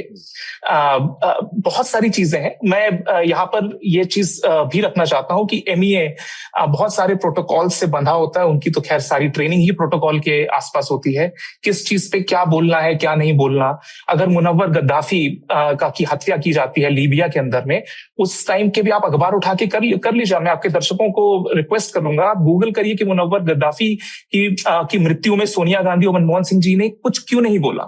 बड़ी रोचक आपको कहानियां मालूम चलेंगी। उस समय वेस्ट के खिलाफ नहीं जाना चाहते थे मनमोहन सिंह, और सोनिया जी मुसलमानों को रुष्ट नहीं करना चाहती थी। तो करें तो क्या करें, तो वो वाली जो असमंजस की स्थिति थी वो वहां पर भी थी। लेकिन सबसे बड़ा रूल जो था उस समय, क्योंकि ये एक डिक्टेटर थे, डिक्टेटर के खिलाफ ये उसके संवेदना व्यक्त करना भारत की सरकार ने मनमोहन सिंह के समय में भी उचित नहीं समझा। नटवर सिंह की आप खुद के पुराने लेख देख लीजिए। वो जब सद्दाम हुसैन को फांसी लगाई थी अमेरिका ने, उस समय भी कांग्रेस का रोल उसको क्रिटिसाइज नहीं किया गया था। कांग्रेस के जितने भी बड़े नेता थे जो आज लेख लिख रहे हैं अखबारों में, उस समय कुछ नहीं बोल रहे थे। तो ये भी तथ्य है। अब मैं बात आता हूं कि यहाँ पे ये अजम्पशन लिया गया कि सोशल मीडिया के कहने पे सरकार विवश हो गई। तो इसमें जो राजदीप जी ने एक अजम्पशन लिया वो कॉजलिटी का अजम्पशन लिया। उनको लगा कॉज एंड इफेक्ट है, कि कॉज हुआ कि जनता ने सोशल मीडिया पे बोला, उधर सरकार सचेत हो गई और सच्ची से सरकार ने आगे कुछ किया।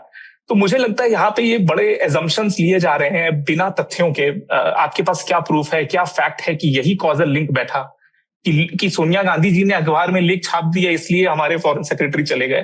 देखिए, हमको एक बेनिफिट ऑफ डाउट सरकार को ये देना होगा कि इंफॉर्मेशन आर्बिट्राज में इंफॉर्मेशन, इंटेलिजेंस, तमाम ऐसी चीजें जो हैं उस सरकार के पास मात्रा में अधिक है। हम सब एनालिस्ट से कई गुना ज्यादा समाचार और जानकारी सरकार के पास होती है। कौन से ऐसे इनडायरेक्ट चैनल्स के माध्यम से खामनेई भारत के निजी आंतरिक विषयों पे नाक डाल रहे थे? क्यों यहाँ पर आके लोगों को के बारे में कमेंट कर रहे थे? हमारे जो सिटीजन्स हैं, माइनॉरिटी हो मेजॉरिटी हो, उनमें बोलने वाले वो कौन होते हैं? और ये तो प्रत्यक्ष रूप से बोल रहे हैं। अंदर ही अंदर क्या क्या चीजें कर रहे हैं। कारगिल में बड़ा शिया समुदाय है, कारगिल में कैसे इन्फ्लुएंस करने की कोशिश करें। तो देखिए, कई चीजें जो होती हैं रॉ IB इंटेलिजेंस के दायरे में होती हैं, वो चीजें पब्लिक में डिस्कस नहीं होती हैं। अगर एक भारत ने एक डिसीजन लिया है कि ईरान से किस लेवल की हमको ट्रांजैक्शनल रिलेशनशिप रखनी है, उतनी ही रखनी चाहिए। और मैं एक चीज और बोलूंगा, Organisation of Islamic Countries OIC सबसे बड़ा इस्लामिक देशों का संगठन होता है। एक कंडमनेशन का मैसेज नहीं आया OIC से। OIC का पूरा एक जनरल सेक्रेटेरिएट बैठता है, उन्होंने खामनेई के विषय में कुछ नहीं बोला। तो ऐसे कई सारे विषय हैं जहां पे आप खोलने की कोशिश करेंगे, तो तुर्की और ये सब एक दो देशों को छोड़ के आपको कोई नहीं दिखेगा जो कि आके खामनेई के लिए संवेदना व्यक्त कर रहा हो। और मैं जानना चाहता हूं सोनिया गांधी जी से, आपने जिस तरह से आंसू बहाने की कोशिश करी इस विषय पे, आप मुझे ये बताइए कि जितनी विमेन के अगेंस्ट में वायलेंट एक्टिविटीज हुई हैं, जितना उनको प्रताड़ित किया गया ईरान के देश में, क्या आपने उसको एक सिरे से नजरअंदाज कर दिया जस्ट बिकॉज उनकी मृत्यु हुई और अमेरिका ने हत्या की है?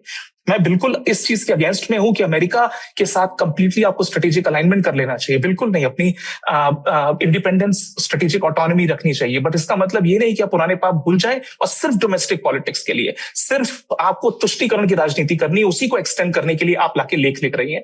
इसके पहले आपसे लेख नहीं लिखे। लास्ट बात में आता हूं, जब ये शिप की बात जो हुई और कई सारे पुराने डिप्लोमैट्स ने, राइट विंग की वॉइसेस ने भी बोला, और मैं भी बोलता हूं ये चीज कि इंडिया का बहुत स्ट्रिक्ट और हार्ड रिएक्शन होना चाहिए। जो अमेरिका ने किया, हमारे वाटर्स के बीच में आके किया, हमारी सर्कल ऑफ इन्फ्लुएंस को आके चैलेंज किया, एक मित्र देश, एक क्वाड का मेंबर देश, उसको ये चीज नहीं करनी चाहिए। लेकिन यहाँ पे बोला गया कि भारत ने रिएक्शन दिया पब्लिक प्रेशर से, सोशल मीडिया के प्रेशर से। तो मैं तथ्य के रूप में एक चीज रखना चाहता हूं, 5:18 पे डिस्ट्रेस कॉल जाती है ईरानियन शिप से। सुबेरे इंडियन नेवी ने रैपिड एक्शन में आके 10 बजे तक उसके हवाई जहाज वाटर्स में लाइफ सेविंग बोट्स को लेके घूम रहे थे। जहां पर भी सपोर्ट चाहिए थी, सेलर्स जो डूब रहे थे उनको लाइफ सेविंग राफ्ट दी जा सके। कि भारत की टॉप मोस्ट लीडरशिप अगर अलाइंड नहीं होती तो क्या 3-4 घंटों में निर्णय लिया जा सकता था कि एक सॉर्टी के लिए पूरा एक एयरप्लेन तैयार होता है इंडियन नेवी का? तो हम लोगों को ऐसी बातें नहीं करनी चाहिए जिसमें कि फुल नॉलेज नहीं हो और हम लोगों को ये लग रहा है कि नहीं, हमने कुछ नहीं किया, सब कुछ जो किया श्रीलंका ने किया। बिल्कुल श्रीलंका करेगा, उसका इंटरनेशनल वाटर्स के अंदर में हुआ। एक शिप तो उसके इकोनॉमिक जोन के बिल्कुल अंदर में थी, इसको उन्होंने पूरी तरह रेफ्यूज दिया। बिल्कुल हमारे प्रेसिडेंट ने होस्ट किया था ईरानियन वेसल को वाइजैक के अंदर। हमारा रिएक्शन स्ट्रांग होना चाहिए और मुझे लगता है बहुत माध्यम होते हैं। ट्रम्प ट्रुथ सोशल के अलावा भी बहुत सारे डिप्लोमेटिक तरीके होते हैं जिसकी हमारी भारत सरकार और एमईए अभ्यस्त है। उन डिप्लोमेटिक टूल्स को कैसे यूज करना है, कहां पे फर्म जवाब देना है और कितनी चीजें आके मीडिया में प्रत्यक्ष रूप से डिस्कस करनी है। इसीलिए मैं बोलूंगा, एक लाइन ये है कि सरकार के पास इंफॉर्मेशन आर्बिट्राज है, उनको बहुत ऐसी चीजें पता है जो कि हम लोगों को जनरली नहीं पता होती हैं। तो हमें बेनिफिट ऑफ डाउट देना चाहिए। वो विचार रहे हैं, सोच रहे हैं, इंडिपेंडेंट की सोशल मीडिया में हम सब लोग क्या चर्चा करते हैं। ठीक है, वो वाली बात से मैं भी सहमत हूं कि सोशल मीडिया के जरिए फॉरेन पॉलिसी के डिसीजन संभवतः नहीं लिए जाते होंगे, पर ठीक है, कुछ डोमेस्टिक पॉलिटिक्स तो असर करती ही होगी फॉरेन पॉलिसी को। प्रणय, मुझे थोड़ा आप ये समझाइए, जब ये उन सर्कल्स में डिप्लोमैट्स के बीच जब ये तय होता है, जब इस तरह के फैसले किए जाते हैं, राजदीप जी कह रहे थे कि उन्हें किसी ने बताया कि सारे दूतावासों को ये मैसेज दिया गया कि खमेनी की मृत्यु पर आपको कोई स्टेटमेंट नहीं देना है अभी, जब तक कहा ना जाए। ये वर्क कैसे करता है, ये पूरा कम्युनिकेशन का चेन, ये मंथन कहाँ होता है, कहाँ डिसीजंस होते हैं, कैसे ये तय किया जाता है कि लैंग्वेज क्या होगी? जब जैसे अब जो विक्रम मिस्री वहां लिख करके आए हैं, उस लिखे हुए में भी आप देखें तो पवित्र आत्मा की शांति की दुआ है ना, उसमें भी खमेनी का नाम नहीं लिखा हुआ है या कोई कंडेमनेशन जैसा नहीं है। तो वो भाषा कैसे तय होती है, वो थोड़ा सा बताइए। देखिए, आमतौर पर जितने भी दूतावास हैं वो हेडक्वार्टर के साथ संपर्क में रहते हैं, और ये कोई भारत की बात नहीं है, दुनिया के हर देश के दूतावास अपने हेडक्वार्टर के साथ संपर्क में रहते हैं, और खासतौर पर ऐसे विषयों को लेकर जिन पर एक स्पष्टता की दरकार होती है। क्योंकि जब आप किसी दूसरे देश में मौजूद होते हैं तो आपको एक क्लैरिटी नहीं है कि हेडक्वार्टर ने इस मामले को लेकर क्या स्टैंड लिया है। तो आप पूछेंगे कि भाई ईरान हमारा मित्र देश है, ईरान ब्रिक्स में हमारा सहयोगी देश है, ईरान SCO के अंदर हमारा साथी सदस्य देश है, तो इस मामले को लेकर क्या स्टैंड लेना है। क्योंकि ईरानियन एम्बेसडर अभी मिले थे, मान लीजिए कि आप ही एम्बेसडर हों और ईरानियन एम्बेसडर आपको कल मिले हों और कहें कि हमने कंडोलेंस बुक रखा है और हम सब लोगों से अपेक्षा करेंगे कि आप आएं, तो आप अपने हेडक्वार्टर से परमिशन लेना चाहेंगे, पूछेंगे कि भाई हमारा स्टैंड क्या है, हम क्या करना चाहेंगे। निश्चित रूप से दिल्ली के अंदर इन चीजों का मंथन होता है जिसका भी रजत जी जिक्र कर रहे थे। तमाम चीजों को तौला जाता है, देखा जाता है, आकलन किया जाता है, और उसके बाद फिर ये तय किया जाता है कि भाई हमारा जो स्टैंड होगा वो ये होगा इस चीज को लेकर। इसीलिए आपने देखा कि कई बार कई विषयों के ऊपर हमारे राजदूत अलग से इंटरव्यू नहीं देते, वो नहीं बोलते। विदेश मंत्रालय के जो प्रवक्ता हैं वो एक डेजिग्नेटेड अधिकारी है जो पूरे मंत्रालय की तरफ से, भारत सरकार की तरफ से वो अपना एक बयान देते हैं, अपनी एक स्थिति स्पष्ट रखते हैं। ये रहा तकनीकी पहलू। और स्वाभाविक रूप से जब इस तरीके की कोई फ्लूइड सिचुएशन होती है या इवॉल्विंग सिचुएशन होती है, उस समय में लाजमी है कि वो जो आउट स्टेशन के अंदर पोस्टेड एम्बेसडर होगा या हाई कमिश्नर होगा, वो हेडक्वार्टर से क्लैरिटी मांगेगा। उससे कहा गया होगा कि, ये मेरी जानकारी में के आधार पर नहीं कह रहा हूं, पर मैं सामान्य एसओपी के आधार पर कह रहा हूं कि सामान्यतया यही होता है कि कहा जाता है कि जब गवर्नमेंट इस पे डिसाइड कर लेगी, you will be conveyed at an appropriate time. तो यह संभव है कि यह हुआ हो, चूंकि सिचुएशन बहुत तेजी से इवॉल्व हो गई है। पहली बात यह कि जैसा राजदीप जी भी अभी कह रहे थे, ये सबसे पहले खबर, चूंकि मैं उस समय स्टूडियो में मौजूद था, और जैसे ही खबर आई, इजराइल के प्रधानमंत्री बेंजामिन नेतन्याहू सामने आते हैं और वो ये दावा करते हैं कि ऐसी संभावना है, ऐसी हमें खबर मिल रही है कि हो सकता है कि अयातुल्लाह अली खमनेई जो हैं वो हमारी बमबारी के अंदर नहीं रहे, उनको खत्म कर दिया गया है। निश्चित रूप से एक ईरान के लिए एक शत्रु देश का प्रधानमंत्री यह दावा कर रहा है, जब तक कि आपके पास इसका वेरिफिकेशन नहीं हो आप वेट करेंगे, आप तत्काल जंप नहीं करेंगे। तो 28 से 1 मार्च तो वैसे ही हो गया, जब तक कि ईरान की प्रतिक्रिया आई और ईरान ने उस चीज को कंफर्म किया। और उसके बाद अगर आप भारत सरकार के बयान को देखें कि पूरे पश्चिम एशिया की सिचुएशन को लेकर, क्योंकि ये सिचुएशन क्या है, इवॉल्विंग सिचुएशन है, और उसके अंदर भारत सरकार का बयान जो है वो लगभग 48 घंटे के अंदर, आप कह सकते हैं कि 48 घंटे बाद एक बयान सामने आया। राजीव जी बिल्कुल ठीक है इस मामले के अंदर कि उस पूरे बयान के अंदर खमनेई का कोई जिक्र नहीं है, ईरान की टेरिटोरियल सॉवरेनिटी, इंटीग्रिटी, उसके वायलेशन का, उसको लेकर कुछ नहीं है, ईरान के समर्थन में ऐसा कोई बयान नहीं है, बल्कि पूरे पश्चिम एशिया के हालात पर चिंता है। आपको ये लगता है ये पॉलिसी शिफ्ट है, इस तरह का रुख रखना, खमनेई का जिक्र ना करना, इस जोखिम को लेना कि हम इजराइल के साथ दिखने में अब हिचकिचाते नहीं, अनकंफर्टेबल नहीं है अगर हमें इजराइल और अमेरिका के साथ रखा जाए बजाफ्ते ईरान के साथ? देखिए, ये आमतौर पर फॉरेन पॉलिसी का डिलेमा रहा है, भारत की विदेश नीति का ये डिलेमा रहा है। इस पर आपके, मेरे, राजदीप जी के और बहुत सारे लोगों के विचार अलग अलग हो सकते हैं कि भारत को क्या करना चाहिए, भारत ने क्या किया, उसका आकलन और उसका एनालिसिस किया जाता है। 2003 में राजदीप जी को अच्छे से याद होगा, जब इराक के अंदर, या रजत जी को भी याद होगा, इराक के अंदर जब अमेरिकी फौजों का इन्वेजन हुआ था, सद्दाम हुसैन को हटाया गया था सत्ता से, और उसके बाद सद्दाम हुसैन का ट्रायल भी चला था। इस दौरान भारत के अंदर 2 सरकारों का कार्यकाल आ गया, यानी अटल बिहारी वाजपेयी जी की सरकार थी जब अमेरिका इराक के अंदर दाखिल हुआ था, उसके बाद काफी दबाव था, राज्यसभा के अंदर एक रेजोल्यूशन लेके आया गया जिसमें इस घटनाक्रम को डिप्लोर किया गया और सख्त भाषा का भी इस्तेमाल किया जा सकता था। वो इराक जिसके साथ भारत के अच्छे संबंध थे, Saddam Hussain non align movement के बैठक के लिए भारत भी आए थे, एक राष्ट्राध्यक्ष के तौर पर वो भारत आए, संपर्क संवाद रहा, भारत का दूतावास वहां पे था, लेकिन बदलती हुई परिस्थिति के अनुसार आप स्टैटिक नहीं रखते हैं, आपकी फॉरेन पॉलिसी डायनामिक होती है। उसी तरीके से जब दिसंबर 2006 के अंदर यूपीए सरकार के दौरान जब सद्दाम हुसैन को डेथ सेंटेंस दिया गया, तब भी भारत ने कंडेमनेशन नहीं किया, डिसअपॉइंटमेंट जाहिर किया कि हम इस पर खेद जताते हैं, डिसअपॉइंटेड हैं, हमें ऐसा लग रहा था कि सद्दाम हुसैन को शायद छोड़ दिया जाएगा, लेकिन नहीं छोड़ा गया, बहुत अफसोस की बात है। तो वो अफसोस जताया गया। तो उसके आधार पर भी देखा जा सकता है अब क्यों, कैसी भाषा लिखी जानी चाहिए, क्या ये लिखा गया, ये क्यों नहीं लिखा गया, और वो लिखा जाता तो और ज्यादा बेहतर होता। तो इसको लेकर तो हमेशा बहस हो सकती है, क्योंकि मेरी कॉपी अगर आप जांचेंगे तो अलग आपकी टिप्पणी होगी, राजदीप सर जांचेंगे तो कुछ और अपेक्षा करेंगे, और मैं लिख रहा हूं तो मेरा आकलन एक अलग है। तो इस पे तो डिफर हो सकता है। हाँ, मैं जरा, क्योंकि मेरे दोस्त रजत सेठी ने मेरे 2-3 बातों पर अपनी आपत्ति जता दी, मैं उनको क्लैरिफाई करूं। पहले, ये कांग्रेस बनाम बीजेपी मैंने कभी नहीं कहा। ये कहते हैं कांग्रेस ने क्या किया सद्दाम हुसैन के टाइम पे, कांग्रेस ने क्या किया मुअम्मर गद्दाफी के टाइम पे। कांग्रेस बीजेपी छोड़िए, एक तो पहली बात मैं इनको बता दूं, 2011 में जो NATO backed military intervention Libya में हुआ था, उसका रेजोल्यूशन पार्लियामेंट में पास हुआ था कंडेमिंग इट, इंटरवेंशन इन लिबिया। जब नेटो वहां लिबिया में चली गई थी, उसका खंडन भारतीय पार्लियामेंट में ने किया था। अब तो पार्लियामेंट कुछ करती नहीं है, तब करती थी। मेरा यह कहना है, आप डिस्टिंग्विश, मैं तो डिस्टिंक्शन करता हूं, खामिनी आपको पसंद है ना पसंद है, वो आपके भारत के खिलाफ है, ये रजत सेठी माने, बीजेपी माने, कोई भी माने, कई लोग मानेंगे, कई लिबरल लोग मानते हैं कि ऐसा कैसा नेता हो सकता है जिन्होंने महिलाओं के खिलाफ इतने अत्याचार के, मान गए, don't you can treat Khamenei in whatever way you want, but regime है, आप उसे डी फैक्टो हेड, अब वो प्रेसिडेंट है, डी फैक्टो हेड है, जो भी है, he is the de facto head of Iran. Iran is a sovereign country, Iran की एक टेरिटोरियल इंटेग्रिटी होती है। ये रेजिम चेंज का मामला है। आप मुझे बताइए, कल अगर ये देखिए, अमेरिका जो है ना, जो उनके खिलाफ होता है वो उसे निकालने की कोशिश करते हैं, फिर वो वेनेजुएला हो या ईरान हो, ये तो लंबा उनका इतिहास रहा है। आज वो आसिम मुनीर, जनरल आसिम मुनीर पाकिस्तान के टेरर एक्सपोर्ट कर रहे हैं, इस्लामिक रेडिकलिज्म एक्सपोर्ट कर रहे हैं, हमारे खिलाफ टेरर कर रहे हैं, और आप उनके साथ डोनाल्ड ट्रंप उनको लंच दे रहे हैं व्हाइट हाउस में। वो सब ठीक है, लेकिन मेरा सिर्फ इतना कहना है, we should have issued a stronger statement, in my view, humble view, against regime change. आप डिस्टिंग्विश करिए ना between the individual Khamenei and regime change. Number 2, इनका कहना है कि सोशल मीडिया या सोनिया गांधी या इसका कुछ इंपैक्ट नहीं हुआ है। मैं बस इतना ही पूछना चाहता हूं, व्हाट चेंज्ड?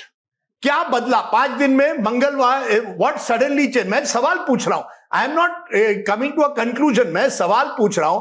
सोनिया गांधी मंगल को कुछ लिखती है, बुधवार को ईरानियन वॉरशिप का जो हादसा होता है वो होता है, थर्सडे को आप वहां चले जाते हैं, और उस स्टेटमेंट में भी आप अमेरिका का जिक्र नहीं करते। Neither has our Navy or our government issued any statement mentioning the word America. तो मैं समझूं क्या कि you don't want to mention the word America in a statement when America is clearly involved? आप कहते हैं आप महासागर के एक तरह से your Navy dominates the Indian Ocean, the महासागर, और ये आपके महासागर में हो रहा है। Should we not have had a stronger statement against America? अब ईरान के साथ चाबहार पोर्ट, आप चाबहार पोर्ट को क्यों इतना आपने उसमें पैसे डाले? Because you see it as a useful way to bypass Pakistan and go into Central Asia. अब पिछले बजट में फरवरी 1, 2026 में एक पैसा नहीं दिया आपने चाबहार पोर्ट के लिए। So what is the message going on? That America is dictating terms, कि अमेरिका डिसाइड करेगा आप चाबहार पोर्ट में क्या करेंगे क्या नहीं करेंगे? Will America decide that when that they can shoot down or they can torpedo a ship in Indian Ocean, और आप उनका नाम नहीं लेंगे? I am only asking questions to Rajat Sethi. मैं रजत सेठी की बात मानता हूं, I also respect his views, I think he has a point. कोई इसमें कांग्रेस वर्सेस बीजेपी मत करिए। कांग्रेस के जमाने में भी सद्दाम हुसैन, मुअम्मर गद्दाफी को आपने इंडिविजुअली कंडेम उनके साथ सहानुभूति नहीं जताई होगी, but parliament did pass a resolution in 2011 even on Iraq. There was a strong statement against the way the Americans were involved. आज वो भी आप नहीं करते हैं। ठीक है, that is my problem with Rajat Sethi, which is she must answer for me. What is it that we don't want to say about America? मैं रजत जी के पास जा रहा हूं, बट एक बात जो मुख्य सवाल जिस पर मैं लेकर के वापस आना चाहता हूं इस बातचीत को, रजत भी अपनी बात कह लेंगे, क्यों आखिर ऐसा हो रहा है कि भारत की विदेश नीति में यह महसूस किया जा रहा है कि हम ईरान से थोड़ा दूर भी दिखेंगे तो हमारा काम चल जाएगा? सुहासिनी हैदर कवर करती है इंटरनेशनल पॉलिटिक्स, द हिंदू में उन्होंने एक आर्टिकल लिखा, उसके उन्होंने 4-5 पॉइंट्स अपनी समझ से गिनाए हैं। एक ये कि इजराइल से हमारे रिश्ते बढ़े हैं, प्रधानमंत्री अभी वहां होकर के आ गए हैं, हम अपना कारोबार स्पेशली डिफेंस की पार्टनरशिप्स बढ़ाना चाहते हैं। तो ईरान जाहिर है कि वो राइवल है इजराइल का, तो ईरान से हमारे रिश्ते पहले जैसे नहीं होंगे। पर ज्यादा बड़ी समस्या ये है कि वहां हमारे जो है ईरान के साथ आर्थिक रिश्ते अब बहुत कमजोर हो गए हैं। जब से सैंक्शंस लगे हैं हम ईरान से तेल तो खरीद नहीं पा रहे हैं। चाबहार चूंकि वो जगह ही ईरान इतने पिछले लंबे समय से एक हॉस्टाइल जगह बन करके रह गया है, तो हमारा चाबहार प्रोजेक्ट कोई बहुत सुंदर और सफल अवस्था में है नहीं। एक स्ट्रेटेजिक फैसला है कि उसमें बजट कम डाला गया, पर एक जंगग्रस्त जगह पर इन्वेस्टमेंट और क्यों डाला जाए ये भी ख्याल में रखा गया होगा। 2018 में दोनों देशों के बीच $17 अरब का कारोबार होता था ईरान और भारत में। 2025 में वो $1.6 अरब रह गया है। तो हमें ईरान, ये तो हमारे रिश्ते आर्थिक तौर पर भी घट रहे हैं। फिर ये बात भी है कि खामेनेई ने हमारी घरेलू राजनीति के संबंध में कुछ ऐसी बातें कही जो उन्हें नहीं कहनी चाहिए थी। जो इंडियन पॉलिटिक्स के संबंध में हमारा आंतरिक मसला था वो उन्होंने कहा। दूसरा ये है कि जो खाड़ी देश हैं जिनसे ईरान की एक सहज स्पर्धा रही है, जो अरब देश हैं, उनसे हमारे रिश्ते बहुत अच्छे रहे हैं। 1 करोड़ भारतीय वहां रहते हैं, उनको रोजगार मिला हुआ है। और बाद के दौर में हम डोनाल्ड ट्रंप के समय में हम अमेरिका को नाराज करने का जोखिम नहीं लेना चाहते हैं, ये भी लिखती हैं सुहासिनी हैदर। तो ये मोटा मोटी ये कहती हैं एक तरह से कि भारत को अब ईरान की, ऐसा लगता है कि भारत को अब ईरान की जरूरत भारत की विदेश नीति में के नीति नियंता ये महसूस कर रहे हैं कि अब उतनी नहीं है जितनी एक समय में हुआ करती थी। डोनाल्ड ट्रंप एरा चला जाएगा, वहां कोई नई रेजीम आ जाएगी, तब देखा जाएगा, फिर से रिश्ते बनाए जा सकते हैं, क्योंकि कल्चरल और एंशिएंट रिश्ते तो हैं ही। रजत जी, देखिए, रिश्ते इवॉल्व होते हैं, चेहरे बदल जाते हैं। आपको ये इंश्योर करना, जैसा बांग्लादेश में देखा, काफी समय तक हमने शेख हसीना जी का साथ दिया, बट जब परिस्थितियां वहां की बदली तो देश का हित अपने एरोगेंस में, ईगो में लाकर देश को नुकसान नहीं पहुंचाया जा सकता है। इसीलिए बीएनपी के साथ रिश्ता हमने बनाया। हमारी बड़ी पुरानी कड़वाहट है बीएनपी के साथ 2005-6 में जब रिश्ते गड़बड़ाए थे बांग्लादेश भारत के, बट हमने फिर से खुले दिल से एम्ब्रेस किया, क्योंकि आप व्यक्तिगत ईगो नहीं लाते हैं फ्रेमवर्क में। और मैं यहाँ पे फिर से बोलूंगा, आप एक कंपैरेटिव असेसमेंट करिए। पहले तो मैं चाबहार का क्वेश्चन एड्रेस करता हूँ। देखिए, चाबहार में 2 टर्मिनल थे, भारत जितना प्रयास कर सकता था किया। एक टर्मिनल चाइना ने उसको भी लीज कर लिया हमसे, और ईरान ने भी बड़े उत्सुकता से उसको, चाइना को वो एक टर्मिनल हैंड ओवर कर दिया हमारी नाक के नीचे। अब दूसरा टर्मिनल है, भारत खुद जाके शिप्स, भारत सरकार तो चलाने नहीं लगेगी, आपको प्राइवेट सेक्टर का इन्वॉल्वमेंट चाहिए। समस्या ये होती है कि प्राइवेट सेक्टर डरता है कि इंटरनेशनल सैंक्शंस होंगे। भारत सरकार अगर बायलैटरल लेवल पे चाहे भी कि चाबहार पोर्ट में हम इन्वेस्ट करने को तैयार हैं, हम आपको सपोर्ट देने को तैयार हैं, पर जब तक प्राइवेट सेक्टर का शिपिंग लाइंस नहीं बनेंगी, शिप्स नहीं डिप्लॉय होंगी, कंटेनर वेसल्स नहीं होंगे और बायलैटरल ट्रेड नहीं होगा, जो कि प्राइवेट एंटिटीज के बीच में ही होता है, तब तक आप शुरू कैसे करेंगे? आप प्रयास आपके निरर्थक रहेंगे। और यहाँ पे आते आते इसलिए चाबहार इसलिए हाशिए पे है क्योंकि उसके बाकी प्राइवेट सेक्टर की जो चॉइसेस हैं उसकी वजह से, नंबर 1। नंबर 2, ये बात उठी कि हम लोगों का रवैया जो है, हम लोगों ने प्रत्यक्ष रूप से किया नहीं। एक तो पार्लियामेंट का सेशन होगा तो सरकार की क्या रवैया रहता है, ये तो देखने वाली बात है। हो सकता है कि वहां पे टेबल करे, जो चीज भविष्य में होने वाली है या नहीं, उसको हम अभी से बैठ के कैसे प्रेडिक्ट कर सकते हैं, नंबर 1। नंबर 2, आप चाइना को देखिए। एक चाइना और पाकिस्तान की भी तुलनात्मक स्टडी करिए कि उन्होंने ईरान के विषय में क्या क्या बोला है। चाइना तो खुलेआम पे बोलता है, अमेरिका खुद बोलता है कि चाइना हमारा दुश्मन है, जियो स्ट्रेटेजिक राइवल है। तो चाइना ने आके खुलेआम क्यों नहीं ईरान का सपोर्ट कर दिया? क्यों नहीं उनको जाके आर्म्स वेपन सब सप्लाई करता था? आप करके दिखाए। देखिए, एक होता है, एक प्रैक्टिकल पर्सपेक्टिव होता है कि आप कितने आप एग्स एक बास्केट में डालना चाहते हैं। चाइना, पाकिस्तान ने खुल के बोला कि हम वो नहीं करेंगे, और उन्होंने भी वेस्टर्न की ताकतों के सामने एक बड़ा ढीला सा रिस्पांस दिया, और वो रिस्पांस देके चाइना की सरकार भी शांत हो गई। कोई ट्रेड नहीं हो रहा, कुछ भी नहीं हो रहा है वहां पर। और जो रशिया जैसी कंट्री जो कि ओपनली अलाइड थी ईरानियन कॉज के लिए, और ईरान और रशिया में एक अच्छा क्लोज स्ट्रेटेजिक पार्टनरशिप भी थी, आप उसका हाल देखिए। रशिया क्या डिफेंड कर पा रहा है? उसका तो फ्रंट खुद ही खुला हुआ यूक्रेन के लेवल पे। तो मुझे लगता है कि भारत को फ्रेमवर्क के तहत अपने arrogance, ideological positions, domestic politics, इससे हटके सिर्फ एक चीज के आगे झुकना चाहिए, वो है देश के हित। देश के हित की जो कैलकुलेशंस होते हैं बड़े क्रूड होते हैं। वो आपको इमोशनल लेवल पे शायद पसंद ना आए, अरे बताओ खामनेई को जाके जमीन के नीचे मार दिया, ये कर दिया, वो कर दिया, तो आप इमोशनल डिसीजन नहीं ले सकते। आपको ड्राइंग टेबल पे जाना होगा और बड़े हार्ड कैलकुलेशंस करने होंगे, टैक्टिकल लेवल पे और लॉन्ग टर्म स्ट्रेटेजिक लेवल पे, कि करना क्या है। और मुझे लगता है कि बहुत सारे लोग, इसीलिए फॉरेन पॉलिसी इतना आसान नहीं, लोग अपनी जिंदगी लगा देते हैं, कितनी पीएचडी करनी पड़ती है समझने के लिए, क्योंकि ये मल्टी डायमेंशनल चेस गेम है। इसको समझना इतना आसान नहीं है, और एक्सपर्ट्स को इसीलिए रखा जाता है। कोई आम आदमी उठ के फॉरेन पॉलिसी को संभालेगा तो आउटपुट उसका सब ऑप्टिमल हो। इसीलिए एक्सपर्ट्स को अपना काम करने देना चाहिए। वो सब भारत के हित के लिए है, ऐसा हम एज्यूम करते हैं। हमारे जितना भी एमईए का स्टाफर्स हैं, आईएफएस ऑफिसर्स हैं, वो देश के हित को झुकने नहीं देंगे। और ऊपर से पॉलिटिकल लीडरशिप कोई भी फॉरेन की हो, वो देश के हित को सर्वोपरि रखना चाहेगी। तो we should not call that assumption out इतना आसानी से। एक गलती ईरान ने, मैंने कांग्रेस बीजेपी की बात नहीं की। जी, एक गलती मुझे लगता है ईरान ने की, कि जब उन्होंने बाकी गल्फ नेशंस को टारगेट किया, जैसे ही यूएई हो, कतर हो, बहरीन हो, कुवैत हो, जहां कई इंडियंस रहते हैं, 10 million Indians are living across the Gulf, तो फिर भारत की पहली एक तरह से जवाबदेही होती है कि अपने इंडियंस की जिंदगी को बचाया जाए। That become the top priority. आपको याद होगा जब इसी तरह से इराक ने कुवैत में इन्वेजन की थी, our first priority was to protect the interest of Indians living in Kuwait. There I will concede, जो रजत कहते हैं, देखिए इतने भारतीय वहां रहते हैं, अगर ईरान वहां मिसाइल्स डालता है, अपने ड्रोन्स डालता है, तो भारत को नेचुरली पहले तो कहना पड़ेगा कि हमारे भारतीयों की जिंदगी हमें बचानी है। That is first priority.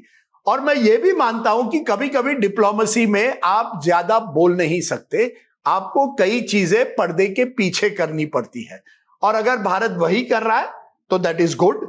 पर एक ना एक दिन कुछ ना कुछ रेड लाइन अमेरिका के बारे में आपको ड्रॉ करनी पड़ेगी। आज भी देखिए स्टेटमेंट क्या आया है यूएस ट्रेजरी सेक्रेटरी का, वी विल अलाउ इंडिया, हम इंडिया को परमिशन दे रहे हैं कि 30 दिन आप तेल जो है रशिया से खरीद सकते हैं। हालांकि भारत ने अपना तेल डिपेंडेंस रशिया पे कम किया, लेकिन अभी भी 20% इन जनवरी के महीने में रशिया से आ रहा था। लेकिन इस तरह का स्टेटमेंट आना, मैसेज क्या जाता है? उस मैसेज को कहीं ना कहीं हमें कॉल आउट करना पड़ेगा। आज नहीं तो कल ये नहीं चलेगा, नहीं नहीं बाबा अमेरिका का शब्द मत लो, उन्होंने वॉरशिप को गिरा दिया इंडियन ओशन में, नहीं नहीं, but America must not be mentioned. ये जो डर लगता है कि ट्रंप को आप खफा मत करिए, ट्रंप क्या कर सकता है? अरे Trump is not the big boss of India. ये बात तो रजत सेठी और मैं दोनों मुझे लगता है मानते हैं, बिकॉज द मैसेज गोज और गलत मैसेज जा रहा है। और मुझे लगता है उस मैसेज को कम से कम किसी भी तरह से भारत को एक तरह से स्ट्रांग मैसेज, पार्लियामेंट सेशन आ रहा है, शायद उसमें मैसेज आ जाए कि एक रेड लाइन तो होनी चाहिए। रजत मानते हैं कि नहीं? अब ये पहली बार नहीं है कि डोनाल्ड ट्रंप या उनके स्टाफ की ओर से, प्रेस सेक्रेटरी की ओर से या उनके किसी और सहयोगी की ओर से ऐसी भाषा का इस्तेमाल किया गया है भारत के लिए, कई बार प्रधानमंत्री के लिए भी, जिस पर हमने रिएक्ट ना करना चुना है, क्योंकि मतलब कई लोगों ने उसकी व्याख्या ऐसे की कि यार इस तरह की बात पर जो है चुने हुए प्रतिनिधि रिएक्ट नहीं किया करते हैं। लेकिन जब अलाउ जैसा शब्द आ जाता है तो लगता है कि यहां पर तो एमईए को आकर के कहना चाहिए कि आप इजाजत नहीं दे रहे हैं, हमारी ऑटोनॉमी है, हमारी फॉरेन पॉलिसी स्वतंत्र है। नहीं, आपकी बात बिल्कुल सही है और राजदीप जी भी ठीक बोल रहे हैं। और मुझे लगता है जब शिप्स की बात आती है, रशियन ऑयल ऑलरेडी हमने लेना शुरू कर दिया था, उसको आके रेट्रोस्पेक्ट में इन्होंने कोर्स करेक्ट किया कि हम अलाउ करते हैं 1 महीना के लिए। तो ये दादागिरी, ये जो शब्दों का जो चयन कर रहा है अमेरिका, ये अपने आप को एक्सपोज कर रहा है। और कोई भी देश इससे इत्तेफाक नहीं रखता।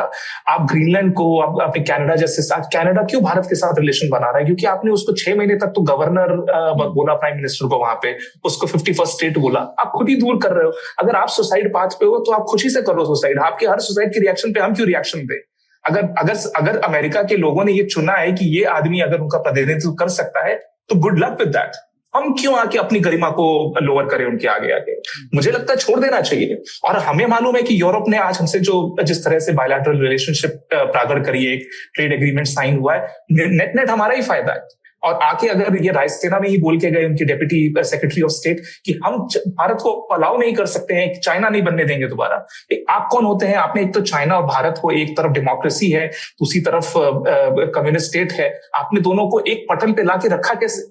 बट ये खुद को एक्सपोज कर रहे हैं। इसमें भारत और भारत की जो एक गरिमा है, एक जो मॉरल स्टेचर है, उसको क्वेश्चन नहीं कर रहे हैं, ऐसा मुझे पूरा भरोसा है। और बहुत लोगों ने जो बोला है इनका मजाक ही उड़ा है। डेप्यूटी सेक्रेटरी ऑफ स्टेट ने जो बोला है यहाँ पे, उसकी कड़ी निंदा हुई है। और मैं आपको बता सकता हूँ दबे स्वरों में ही, और ये चीज डिप्लोमेटिक तरीके से भी रिफ्लेक्ट होगा। भारत को तो तैयार होना चाहिए कि अपनी डिप्लोमेसी, अपनी स्ट्रेटेजिक इंटरेस्ट को माइनस अमेरिका के अराउंड प्लानिंग करने की, अपनी स्ट्रेटेजिक कैपेबिलिटी बनाने की। ऑफकोर्स पूरा ये दुनिया ताकत लगाएगा कि ये भारत विकसित भारत ना बन सके। इसलिए हम सब लोगों की भी जिम्मेदारी बनती है कि ये जो जिसको बोलते हैं एक यज्ञ चल रहा है, उसमें हम सब अपनी आहुति दें और हम सब इस देश को बढ़ाने में अपना अपना योगदान दें। अदरवाइज आप दूसरे देशों पे आश्रित होके भविष्य तो नहीं बना सकते। हाँ, अमेरिका की पूंछ पकड़ के आगे नहीं बढ़ सकते। जी, एक और पॉइंट है जो प्रोफेसर वाली नसर ने मुझे बताई कि चीन का जिस तरह से प्रभाव ईरान में बढ़ गया है। उन्होंने कहा पिछले 10 सालों में एक तरह से चीन ने हर ईरानियन सेक्टर में एक तरह से अपना प्रभाव वहां बढ़ा दिया है। और भारत को यह बात याद रखनी पड़ेगी कि हमें ईरान के साथ एक ट्रांजैक्शनल भी हो, लेकिन पार्टनरशिप करनी पड़ेगी। केवल इमोशनल नहीं, लेकिन ट्रांजैक्शनल पार्टनरशिप करनी पड़ेगी। क्योंकि अगर हम ना करें तो चीन वहां धीरे धीरे अपनी जो एक तरह से पहचान है, पकड़ है, जिस तरह से उन्होंने पाकिस्तान में किया है, देखिए चीन ने यही किया ना, अपने इकोनॉमिक ताकत के जरिए श्रीलंका हो, पाकिस्तान हो, कई देशों में उन्होंने अपना प्रभाव बढ़ाया है। मालदीव जैसे छोटे से द्वीप में भी उसी तरह से वो ईरान में पूरी कोशिश कर रहा है। We should be careful about that. हमें ये हमारे स्ट्रेटेजिक हित में है कि हम ईरान के साथ कम से कम एक ट्रांजैक्शनल हो, कुछ ना कुछ पार्टनरशिप रखे। We have to, which is, आज देखिए ना, जयशंकर जी मिले डेप्यूटी फॉरेन मिनिस्टर से, उन्होंने आधे घंटे फॉरेन मिनिस्टर से मुझे लगता है कल बात की थी। ये अच्छी साइंस है, ये आपको करना पड़ेगा। ये मल्टी अलाइंड वर्ल्ड है, यहां आपको सबके साथ अलग अलग बातचीत करनी पड़ेगी। इसीलिए मुझे लगा वो जो 4-5 दिन गए जहां हमने कुछ ऐसे नहीं किया जिससे लगा कि हम ईरान की तरफ, लोगों की तरफ, ईरान सरकार भी छोड़िए, ईरान के लोगों की तरफ तो सहानुभूति दिखानी चाहिए। 160 यंग स्कूल गर्ल्स को मारा गया एक बॉम्ब अटैक में, वहां तो कम से कम हमें कुछ ना कुछ तो कहना चाहिए। नहीं तो ऐसा लगता है, for a while it looked as if we were abandoning Iran. I hope that is not the case, because we need to have a multi alignment, is my view. ये दुनिया बदल गई है। ठीक है, एक वेल कैलकुलेटेड पॉलिसी की जरूरत है, हो सकता है आगे दिखे भी। बहुत बहुत शुक्रिया आप सभी का हमसे जुड़ने के लिए। नेता नगरी में आज इतना ही। कुलदीप मिश्र के साथ रहे आप। नमस्कार।